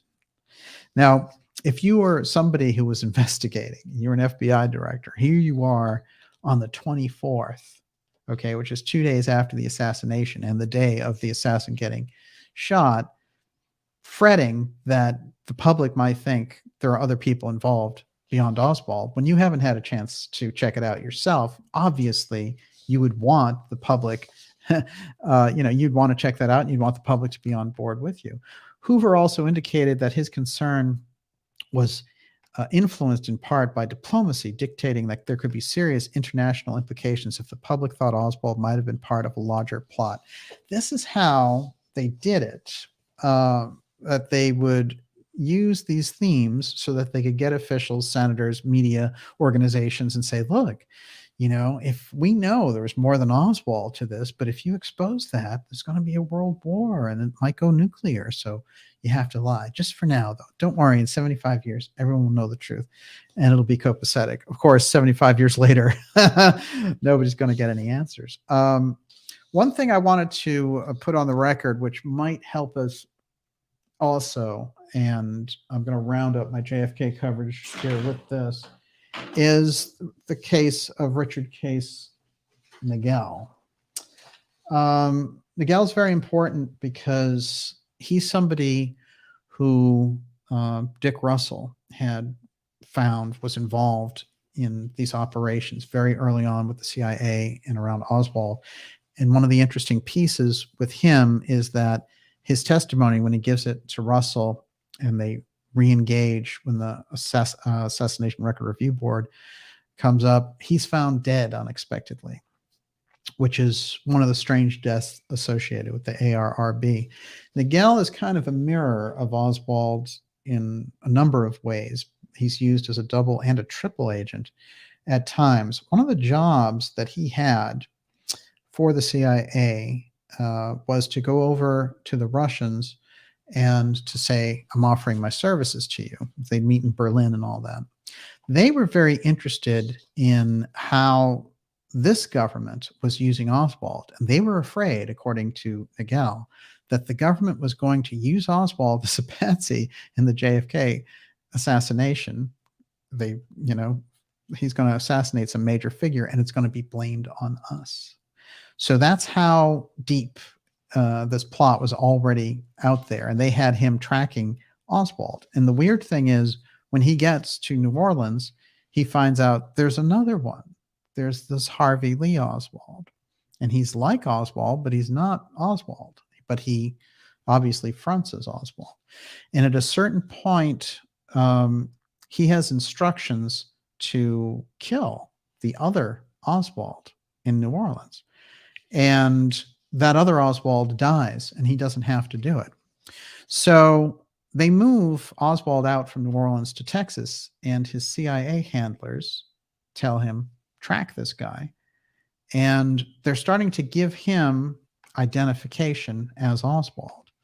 So on September 25th, before the assassination, this guy walks into a bank in El Paso and shoots a single shot into the ceiling of the bank. And he waits there patiently for the cops to get there. And when they get there, he says, boy, am I relieved to see you.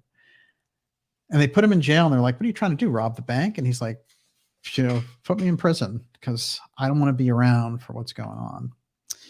And he wants a way to hide himself from the intelligence agencies that he's been involved with. One of the things that they find in his trunk, now remember, this is weeks before the assassination, is an identity card of Lee Harvey Oswald.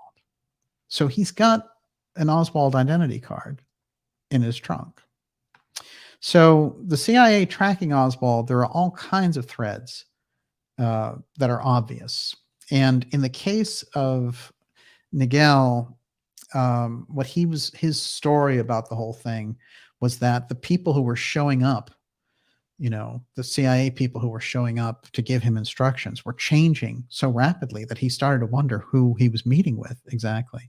This is where the Ex Protect piece comes in, because the way that the Ex Protect piece works is you have confusion. And so you have people doing things for you without them even knowing what it is. One of the interesting things about Nagell is that, and there's a great book there with Russell, and Russell's been on this program before, but Russell tells us all about his meetings with Nagell and the things that Nagell told him. And he said, look, they had me tracking Oswald. The CIA had me tracking him, and they had me flipping over to the Russians. And then when I got to the Russians had me tracking him. So everyone was on Oswald's, they were looking to utilize that asset. And the Russians were worried that he was going to be used against them. And they wanted him to be assassinated, interestingly enough, according to Nagell. And the CIA at a certain point, they are telling him, give us all the information about Oswald, watch him closely. What he said was that Oswald was, of course, in CIA intelligence. He was working for CIA, which is how they had him tracking. So we have these things on the record. There's a lot on the record in relation to this. And this is what, the kind of lame mainstream media stories about this don't get into. That there's already an incredible layer brought forward by what? Not mainstream media reports, by deep independent researchers and they have the facts on their side. And it's not, one of the things that came up with Morley recently is he was like, hey, I was on MSNBC and, we talked about things, and it wasn't like, we didn't argue over conspiracies or anything like that. We were just colleagues who respected each other. Like, those people, that whole branch of things, they're never going to accept genuine research, so there's not going to be any kissing up to them. It's not going to happen, so just go and do the real research and don't worry about MSNBC or Washington Post or any of that stuff. And with that, Miss Olivia, your questions are on. Okay. A lot of people are asking, Nagell did not rob the bank. He just shot into the ceiling. No, right? He just shot into the ceiling and waited. He waited on the corner for the police to arrive and seemed relieved when they put him in custody. And it's interesting because we all know that Fletcher Prouty is Mr. X in the Garrison movie, JFK movie. But in fact, he's a fusion of Fletcher Prouty and Nagell. And Nagell is actually the one who meets with him and tells him these things. And he has him meet him in a park in New York. It wasn't in D.C. And Fletcher Prouty, what Prouty was doing was sending letters to Garrison. And that's where the whole, like, Mr. X, all that information that he got, those are from letters. But the person that he's meeting, the actual Mr. X, is Nagell, interestingly enough. And Nagell's story is very unusual. He's right in the heart of all this stuff. But he's like a mirror image of Oswald. He grows up in an orphanage, Well, Oswald spent a lot of time in an orphanage, actually, growing up. Even though he had a brother and a mother, he had two brothers. And but there was a time there where she couldn't care for him and he had to go in an orphanage. Well, what happened then? And would that, Oswald was targeted at a very early age, and the things that they did with him are extraordinary. Remember, there's a person named Kerry Thornley who was his Marine buddy. And Kerry Thornley writes a novel about Oswald before the assassination or anything, called I think it's called Golden Warrior. And in that book that he's writing about Oswald, in the novel, Oswald has a twin. So that's strange. And Kerry Thornley said that he was convinced that they had done at Atsugi, where they both were. He said Oswald had a higher security clearance than he did. This is the level that Oswald was on. He wasn't, this guy who was stacking books at the Texas School Book Depository. He was a member of Defense Industrial Security Command, working at a building owned by a major aerospace contractor, Donald H. Byrd, whose cousin was Richard Byrd, who, done all the exploration of Antarctica. I mean, there's a lot there, and it opens things up dramatically. Yes. Tim Houston, DJ, you should discuss the odd case of Rose Cherami. Yes. Well, there's a number of cases. That's an early one where she has information when they take her into the hospital before the assassination, where she says they're going to assassinate the president. They're coming into Dallas now, and she had worked as a drug runner for Ruby. And there was this whole thing where she said, well, after the assassination, she said, well, Ruby knew Oswald for years. But what's significant about her is she put on the record previous to the assassination that it was going to happen.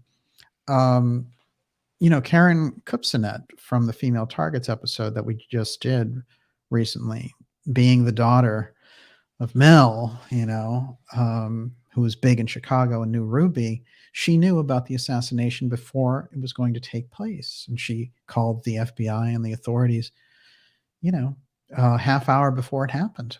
And then she, of course, mysteriously died. She was a very promising actress. She was only 22 years old. So there's a lot of that, the death thing around the Kennedy assassination. This is an interesting thing too, when they're like, oh, conspiracy theories or whatever. Think about the people who came forward, and said things, went on the record, and either they died or a loved one died or whatever. And there are generations of these people. So how disrespectful is it to them to try to blow it off the way that they have? It's actually, in my opinion, it's the nature of the situation with the media is so schizophrenic.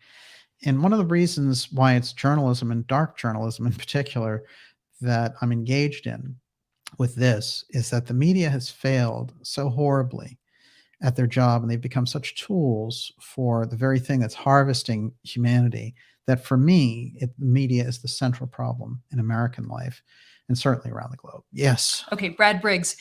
George Joannides is the kindest, bravest, warmest, most wonderful human being I've ever known in my life. That's really good. You're a little Manchurian candidate.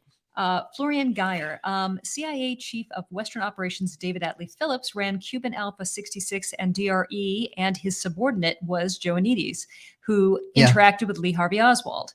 And Caritas Tarot says, wasn't Joannides also the, quote, doctor involved with Tex and the Manson family member murderer? That's interesting. These are people that crisscross significantly.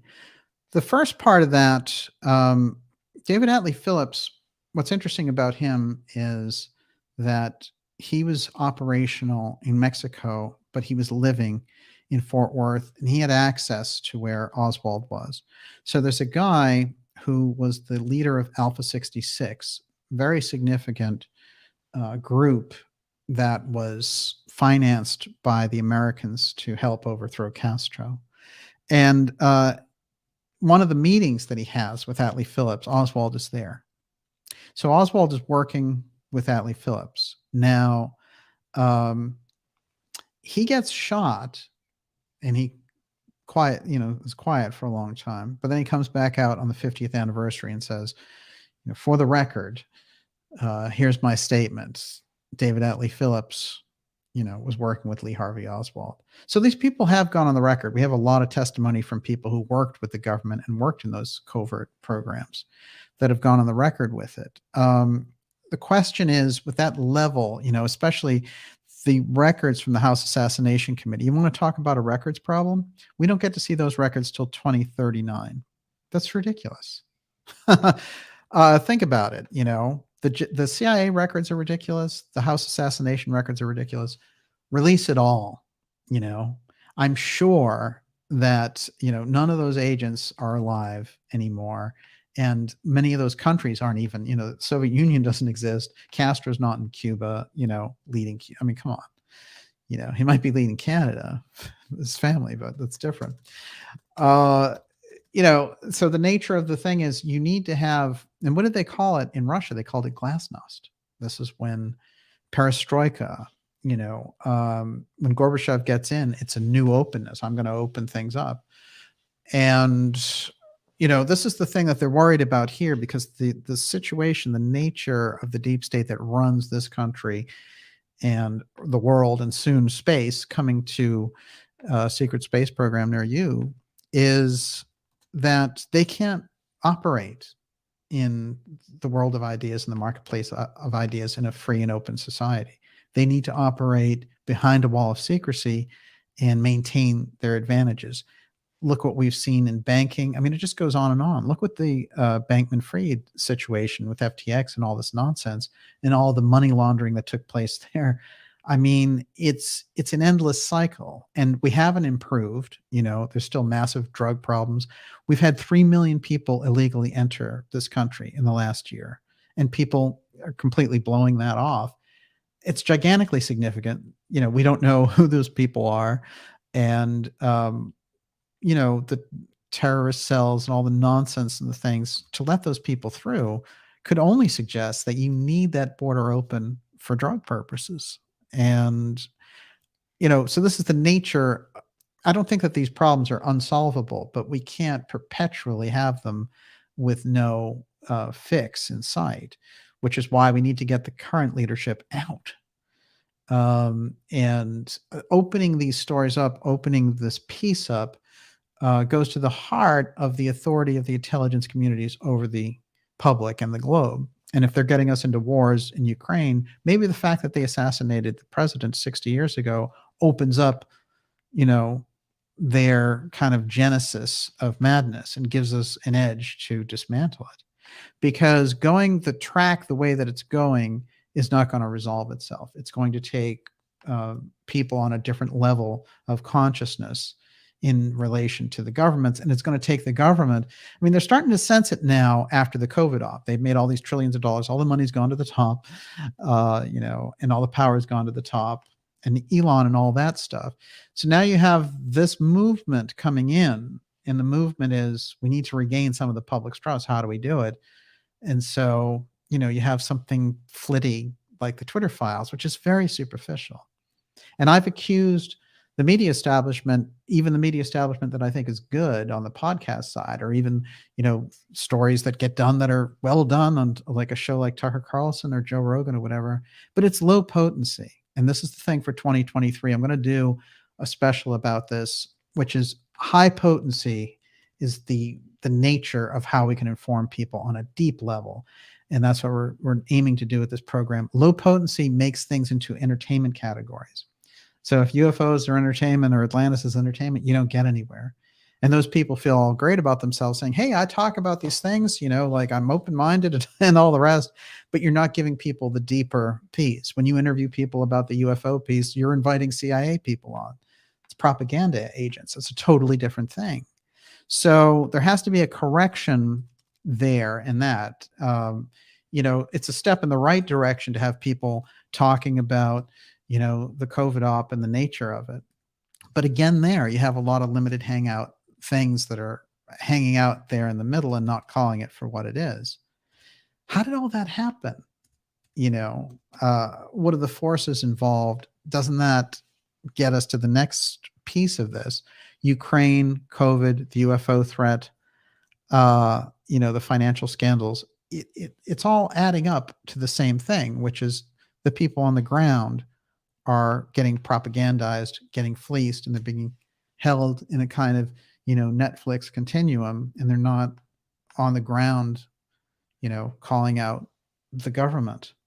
So there's going to have to be a change here. And 2023 is a really good opportunity, I think, because you're just previous to an election year when it's all going to be like all the marbles in the air. And let's not forget the Mar-a-Lago raid, which is a disgrace, which is the kind of thing that happens in a banana republic, where someone in the White House goes after his enemy, with his security forces.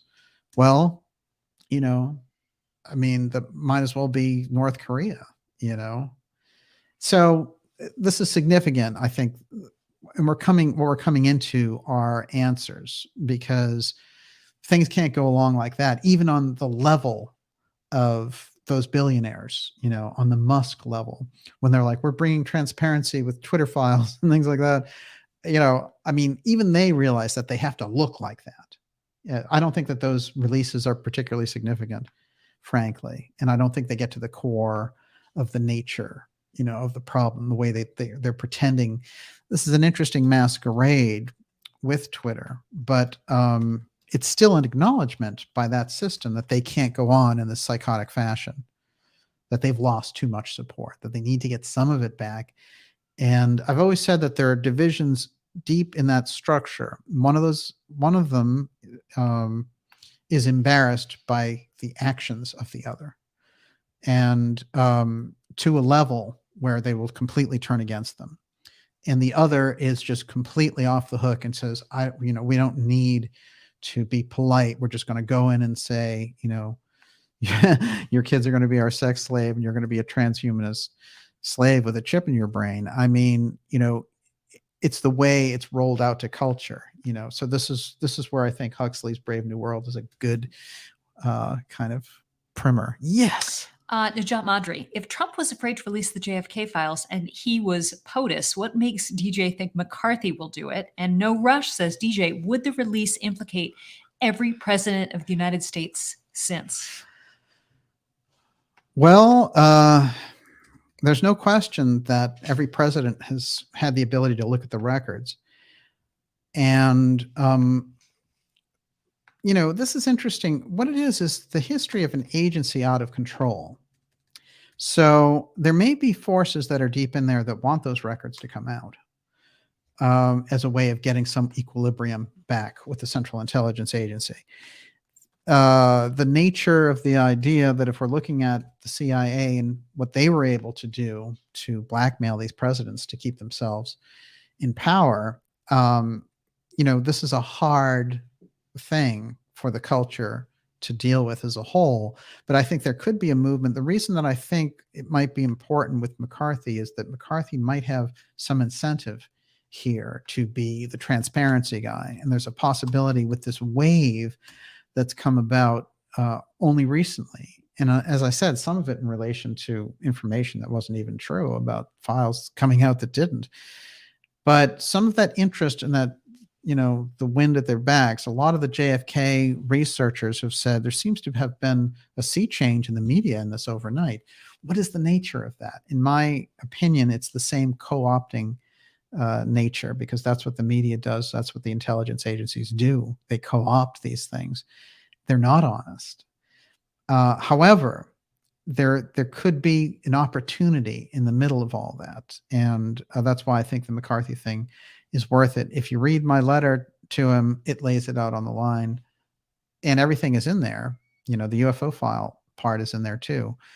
But like I said, he shouldn't think that's too far out. I mean, in his own Congress, they were doing hearings on UFOs last summer.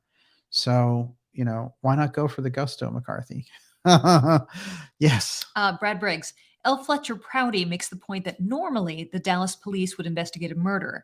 The local DA would prosecute the case. That never happened. What if someone brought that case?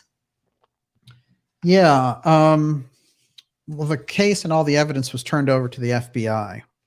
And the assassination in the police is still an open, unsolved case. So, that's pretty interesting. I think it would be hard, the nature of the thing has been so covered up, and the researchers have brought so much of it out remarkably, and they've done a great job doing it.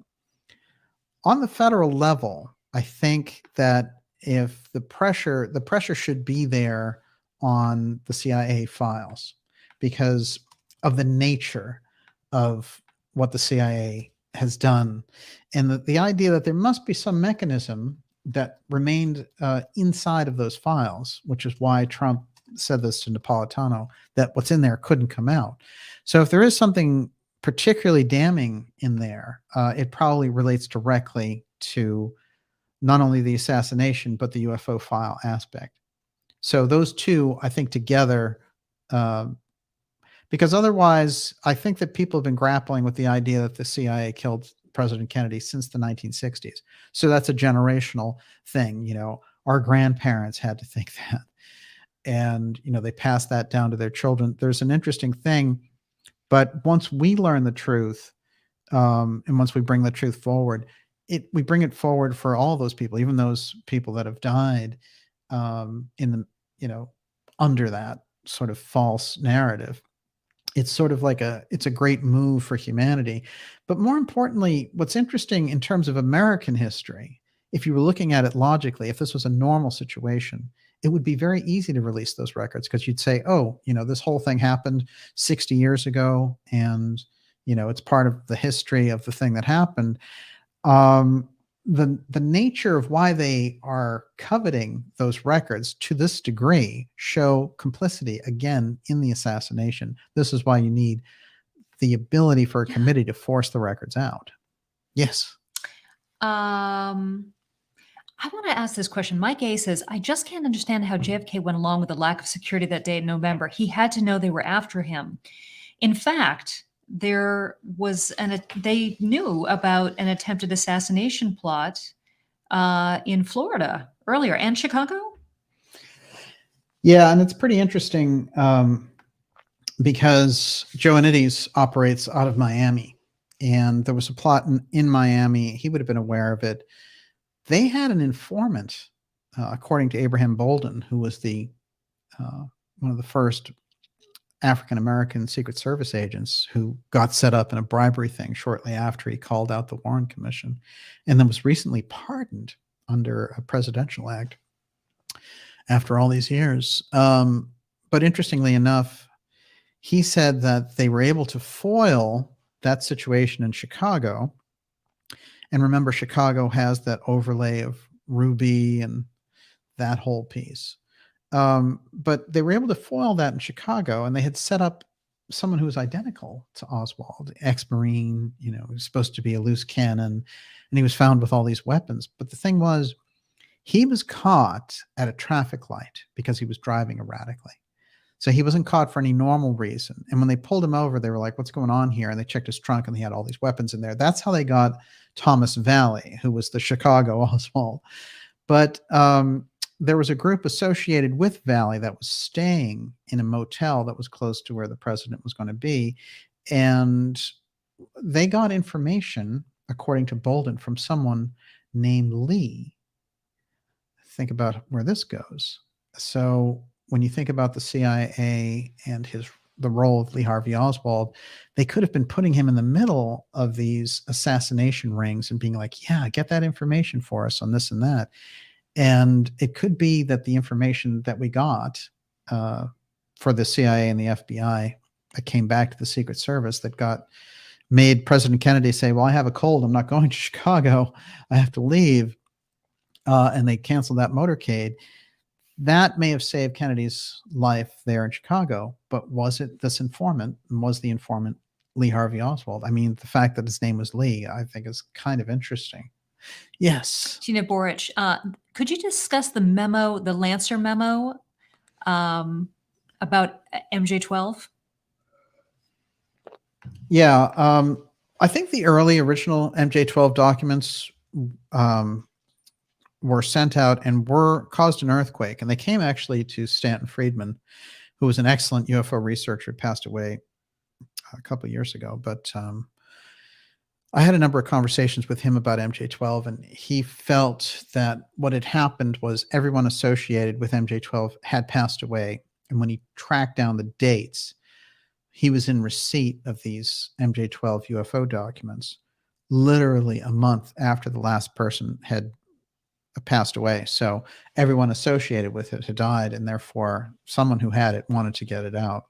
Now, later, there was a lot of monkey business with different MJ-12 releases and all the rest. So they became harder and harder to trust. By the time you get to the Byrne memo, that's the one that says, we may have to assassinate Lancer, basically. But was that something like the weather should be wet or something? Yeah, exactly. And Mm-hmm. wet work being assassination work. I think the Byrne memo is very interesting, even if it is a copy or if it is, something that was construed, as if it's a composite sketch. It captures the nature of what was going on, and it puts the theme there very precisely. And somebody, again, who was involved in that MJ machine wanted to put that out, saying Kennedy and the UFO file. Keep looking at this, Kennedy and the UFO file. And if you go deep on that track, a lot of it opens up because Kennedy had the background on the UFO file because of Forrestal and because of his influences. So therefore, having that information in the background. Remember, Forrestal is one of the earliest people who accessed the UFO file. So he's very close with Kennedy. They're both Catholics. He takes Kennedy to post-war Berlin when Kennedy is a journalist, even before he's a congressman. So, it's very interesting when you look at the influences of JFK by the time he gets to that conversation with Eisenhower, where Eisenhower says, they've run away with the UFO file. You have to find a way to bring that back under the executive umbrella. And you could look at the 3 years of the Kennedy presidency as trying to rein in the Central Intelligence Agency and move that UFO file back under the executive wing. I don't think that it comes back under the executive wing until Trump does the Space Force, which is the strange splintered attempt that happens while this weird, TTSA, CIA-driven false UFO UAP thing happens. That's the significant fork in the road, in my opinion. And somehow the Space Force piece is directly related to regaining the UFO file. we have to remember, as much as there's so much that goes on around Trump that makes this confusing, John Trump, Trump's uncle, bring it back. You know, we did an episode on him 4 years ago now, Tesla, Trump, and the Time Capsule. And it's the top episode of the X series. But here's what's interesting about it. Not only is John Trump very knowledgeable about X technology and the UFO file, but his mentor is Vannevar Bush at MIT. That crisscross gives Trump an entree into that world. The other entree into that world is Roy Cohn, who shows up in the Torbett document around the whole aerospace piece. Those two threads give Trump a tremendous advantage, so that far from being just a loudmouth real estate guy who gets a lucky shot at the presidency, he's coming in there and they have to get him out because he's operating on the same level of knowledge in relation to the UFO file. That's very dangerous for them. That's why you see, in my opinion, high stakes raids on Trump at Mar-a-Lago and things like that. He cannot be allowed to be in that position. Regardless what you think of Trump politics, up or down, you might be a big supporter or somebody who thinks he's part of that establishment, or he's a fascist, you know, whatever. Different things have different ideas. You know, there's so many different ideas about Trump. But really, when you get right down to it, if he comes in with the money and knowledge of the UFO file and the X technology, that's a very big problem. And there are a lot of rumors. We heard the Napolitano thing tonight, but there's a lot of rumors that he came up against this idea of, I'm going to release the JFK files. The other thing was he was going to put the UFO file out there. It didn't happen. However, you know, he's kind of a loose cannon. He has all that knowledge and he's seen these files. So Trump is a huge red flag for that establishment. They're very worried about him, even in the situation he is in right now, out of power, planning to run for president. You know, they're very concerned. Everything has to be done to keep him out of office. That's quite telling. Everyone, you're watching the Dark Journalist show. Deep tonight on this special JFK report. I think we got to most of it. The Tunheim piece, we got to the whole thing about Morley. We got to the whole thing about the records release. We got to the whole thing about the stuttering records, where the first version of that media story was all these Oswald JFK records came out. And at the top of the hour, the beginning of the show, I read my letter to incoming Speaker McCarthy and my suggestion that he set up a House assassination committee and to get the records from the CIA and to put people under oath. And some of those answers that they could get about the hidden records, which it's pretty well assumed that the Joannides records are the main ones that they're hanging on to. The Garrison is the other piece that they haven't released, and E. Howard Hunt's. E. Howard Hunt famously, the one who said that the UFO file was responsible for the Kennedy part. Well, it's weird that they're holding his records then. So we've got Joannides associated with aerospace and the UFO file through Inman. We have E. Howard Hunt associated with the UFO file through his confession to Caddy. And we have the Jim Garrison records, which he also ran into this fact of, hey, why is NASA in the middle of all this assassination? So it's all aerospace when you get to what they're holding back. Think about that. Let that sink in. And then think about the situation we're in where, you know, they're trying to build a biometric society and control everything from this infrastructure in space. By the way, we haven't gone back to the moon in 50 years, right? It's kind of weird, isn't it?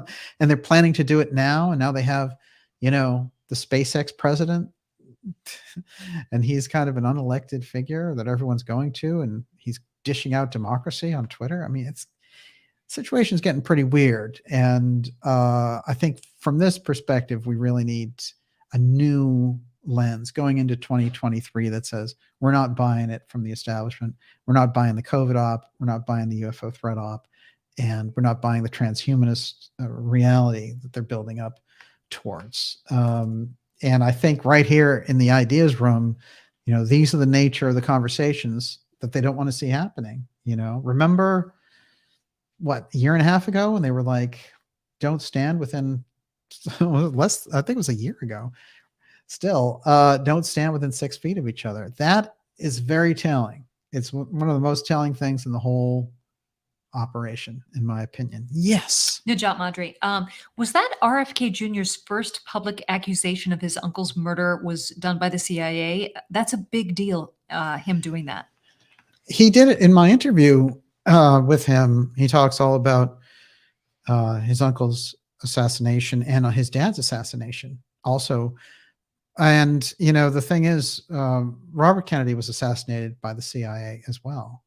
That's the other thing, which is there's a war that's taken place there. Where's the history on that? You know, we've had enough with the historians being like, hey, you know, that JFK was a prankster and, you know, oh, the girls loved him, had a lot of relationship. I mean, how about this guy brought in a world-changing, futuristic version of how things could be and enjoyed freedom, you know, wanted to promote freedom and wanted us to go into space and all these other things.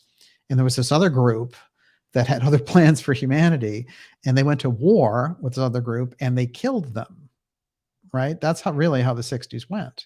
So let's become experts on that and forget about the, you know, hey, you know, he really loved those parties by the pool. I mean, there's only so interesting that stuff can be. They do this with Epstein too. It misses a lot of the point for me, you know, which is that stuff's important, understanding it as an aspect, but to just get people trapped in thinking about, oh, you know, let's read this thing about how so-and-so had an orgy coven, you know, it doesn't, what really is crucial is maybe in that thread is how they use those situations to manipulate policy. So that for me becomes very important. Yes. Actually, can you go to something else for a minute? Sure. Okay. Everyone, you're watching the Dark Journalist Show. We're probably going to wrap everything up here with a special report on the JFK records. Absolutely fascinating and changing almost by the day. I'm shocked with the way that this situation is moving here. And for me, I think it's an opportunity for incoming Speaker McCarthy to, there should be a push around this committee. And I think that this is something that at least it should be out there as a major point, you know, because having these little stories, you know, these reports come out like, hey, Fox News finally said the CIA did it. You know, that doesn't really help move the society, unfortunately. I'll take it as if it's a canary in a coal mine, then that's different. But we need something that's very high potency, real truth, not little hangout entertainment, you know, flash on the screen. And I think we need a better dialogue and more serious dialogue around these things going into the new year. That's what we're going to get. And we're going to go into that new year with all of you in the ideas room.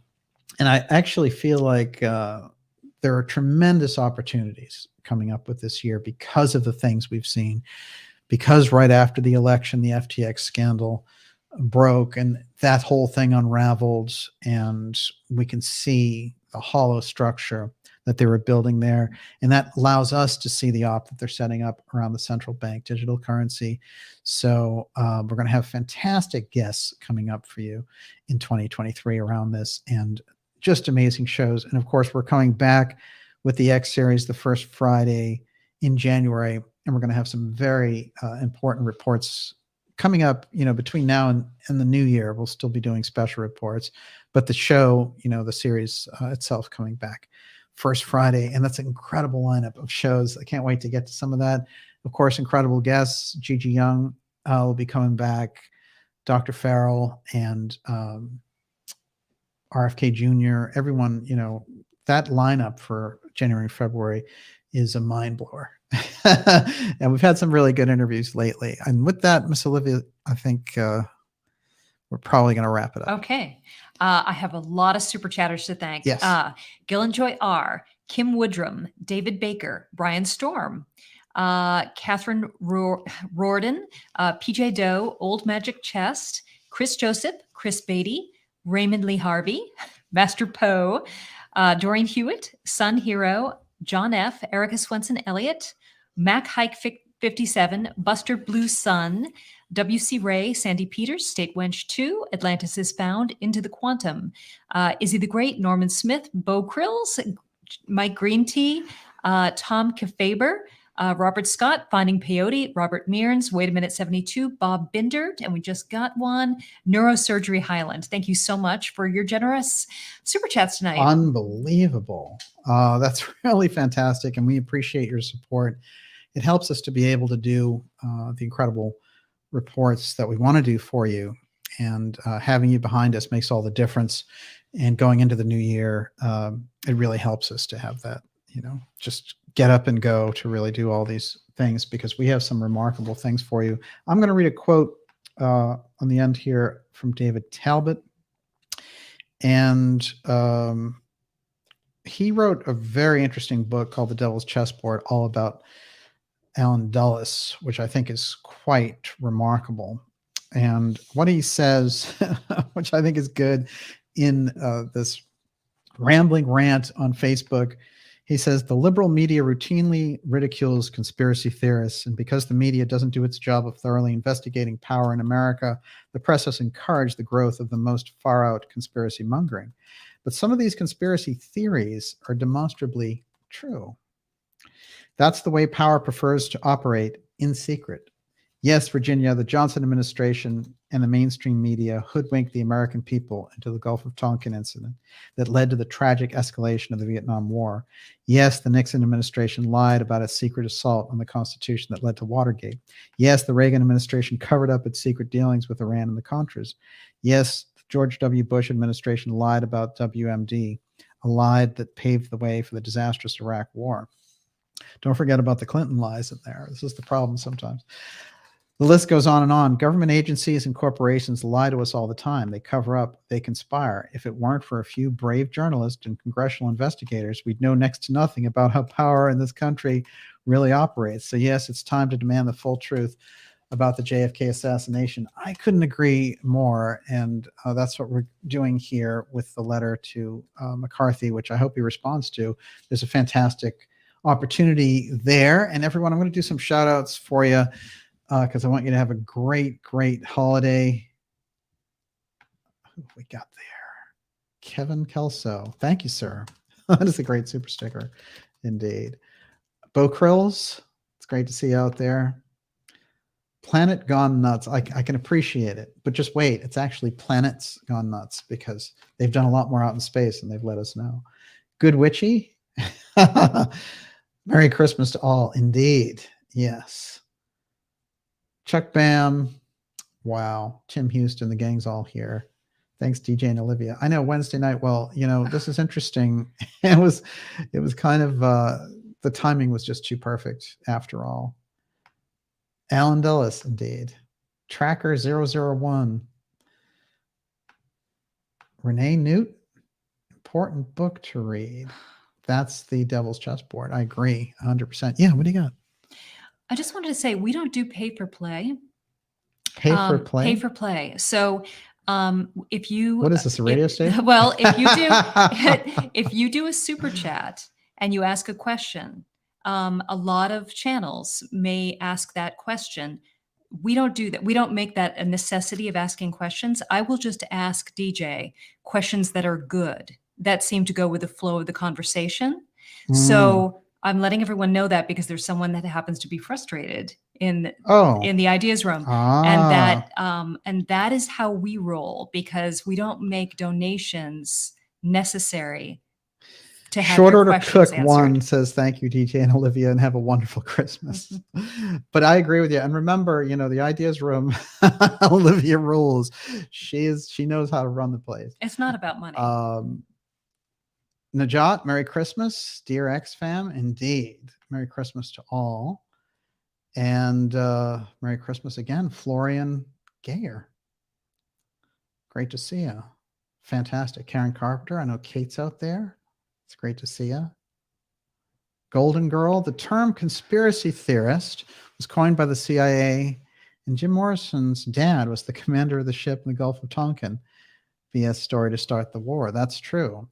It's interesting too, Mae Brussel did an interesting thing about Jim Morrison, and it's funny because she actually thinks of them as being more manipulated, as opposed to the celebrities of that era being themselves, compromised in some level, that they're actually kind of thrown to the wolves once they turn against the machine. It's very interesting.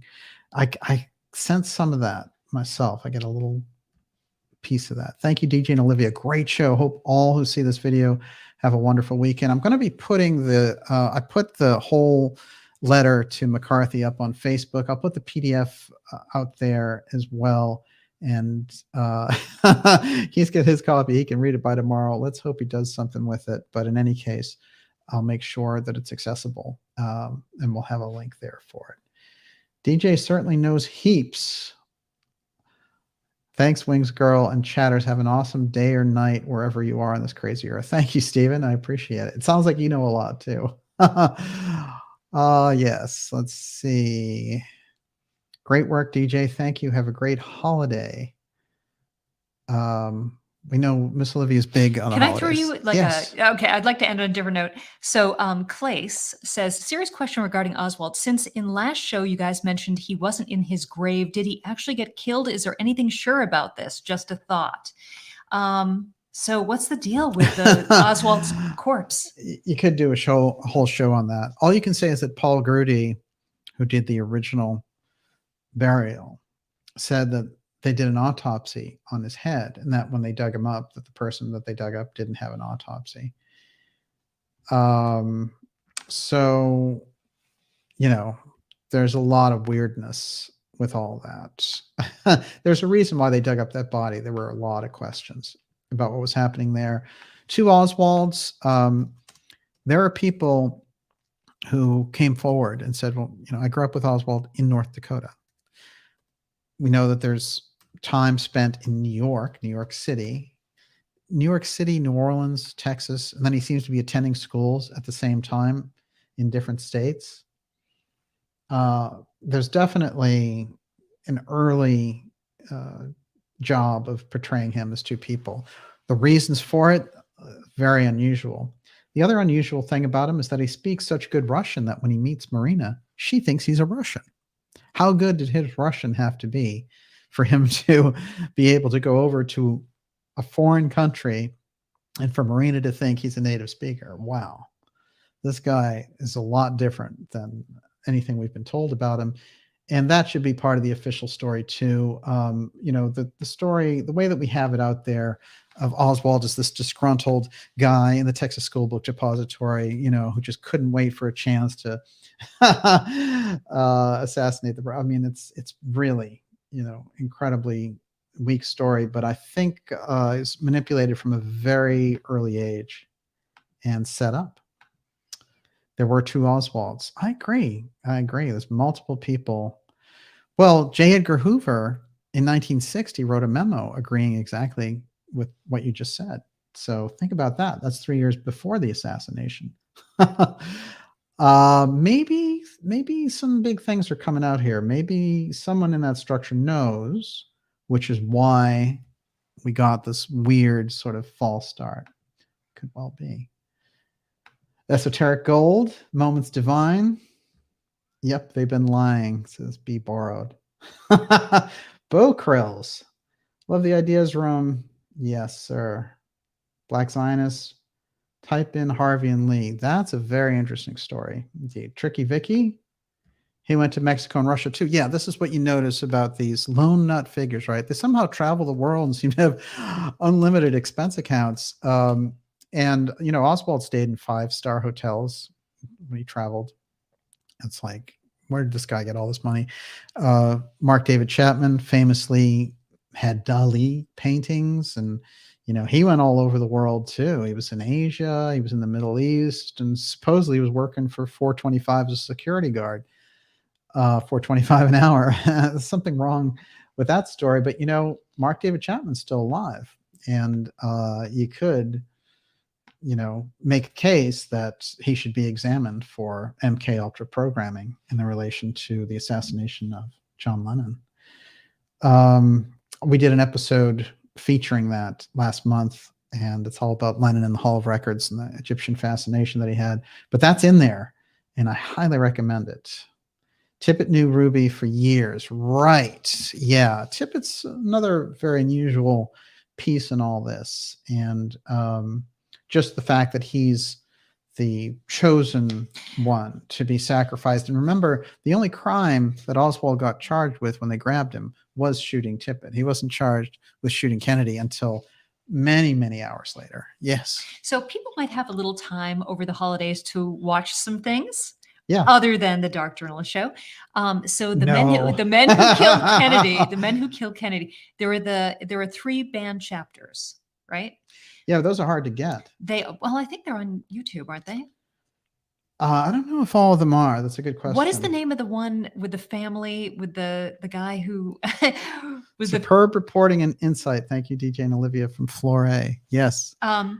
So there's yeah, that is interesting. The Smoking Guns. Yes. Fantastic. And it's all about this very interesting gentleman who was known for his kind of funeral home work in how to sculpt the body and make it look just right. And he had unusual skills in that department. And he was somebody that they called out to Bethesda to dress and change the wounds of President Kennedy. That's an incredible story. episode. And The Guilty Men is the other one. Yes, that is like a must watch if you want to understand the Kennedy assassination. Well, an incredible British director there who brought those forward and really had to go underground for a while because of that. And he was, ahead of everyone. He got sued by Bill Clinton, Jimmy Carter, the History Channel, and Lady Bird Johnson. Lady right? Bird. Well, her estate. She was dead, I believe. But wow. But he brought a heck of a lot home. Stephen, very interesting. Thank you. Those weren't banned. Yes, they were. They were banned off the History Channel. They were shown once, and then it was very hard to get them. Bill Ferry, there he is. It's great to see you out there. Charlotte K, Karen Carpenter, James M, Sam Squatch. Hi from Australia. That gets the nod at the end. We will see you all. We'll have some special reports between now and New Year's for sure. And then we'll be back with the X series the first Friday in January. And it's a whopper. Don't miss it. Exciting stuff coming up next month for you. And we'll keep a close eye on all these JFK records. And hopefully, if anything comes back on that McCarthy letter, we'll let you know first. And so have a great weekend, everybody. Remember, if you're new here and you haven't yet, sign up for the newsletter at darkjournalist.com. It's a free newsletter. It keeps us in touch, and we're able to get around the censorship that way. And if you feel like it, supporting the program, get behind the work that we do and subscribe. We've tried to make it very affordable for you. We will see you all next week. And we have some surprises for you coming up late December, early in January. And I am going to give the final word to Christine Laurel, who said, now that it's the solstice, the light will be returning soon. Every minute counts. Isn't that the truth? Solstice is fantastic. And it's always a time for celebration. Of course, that close to Christmas. And they're linked in this kind of symbolic and archetypal way, if you think about it. Here comes the sun, after all. We will see you all next week.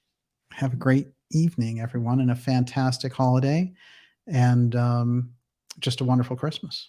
Right. Happy holidays. Merry Christmas. Happy New Year. Merry Christmas.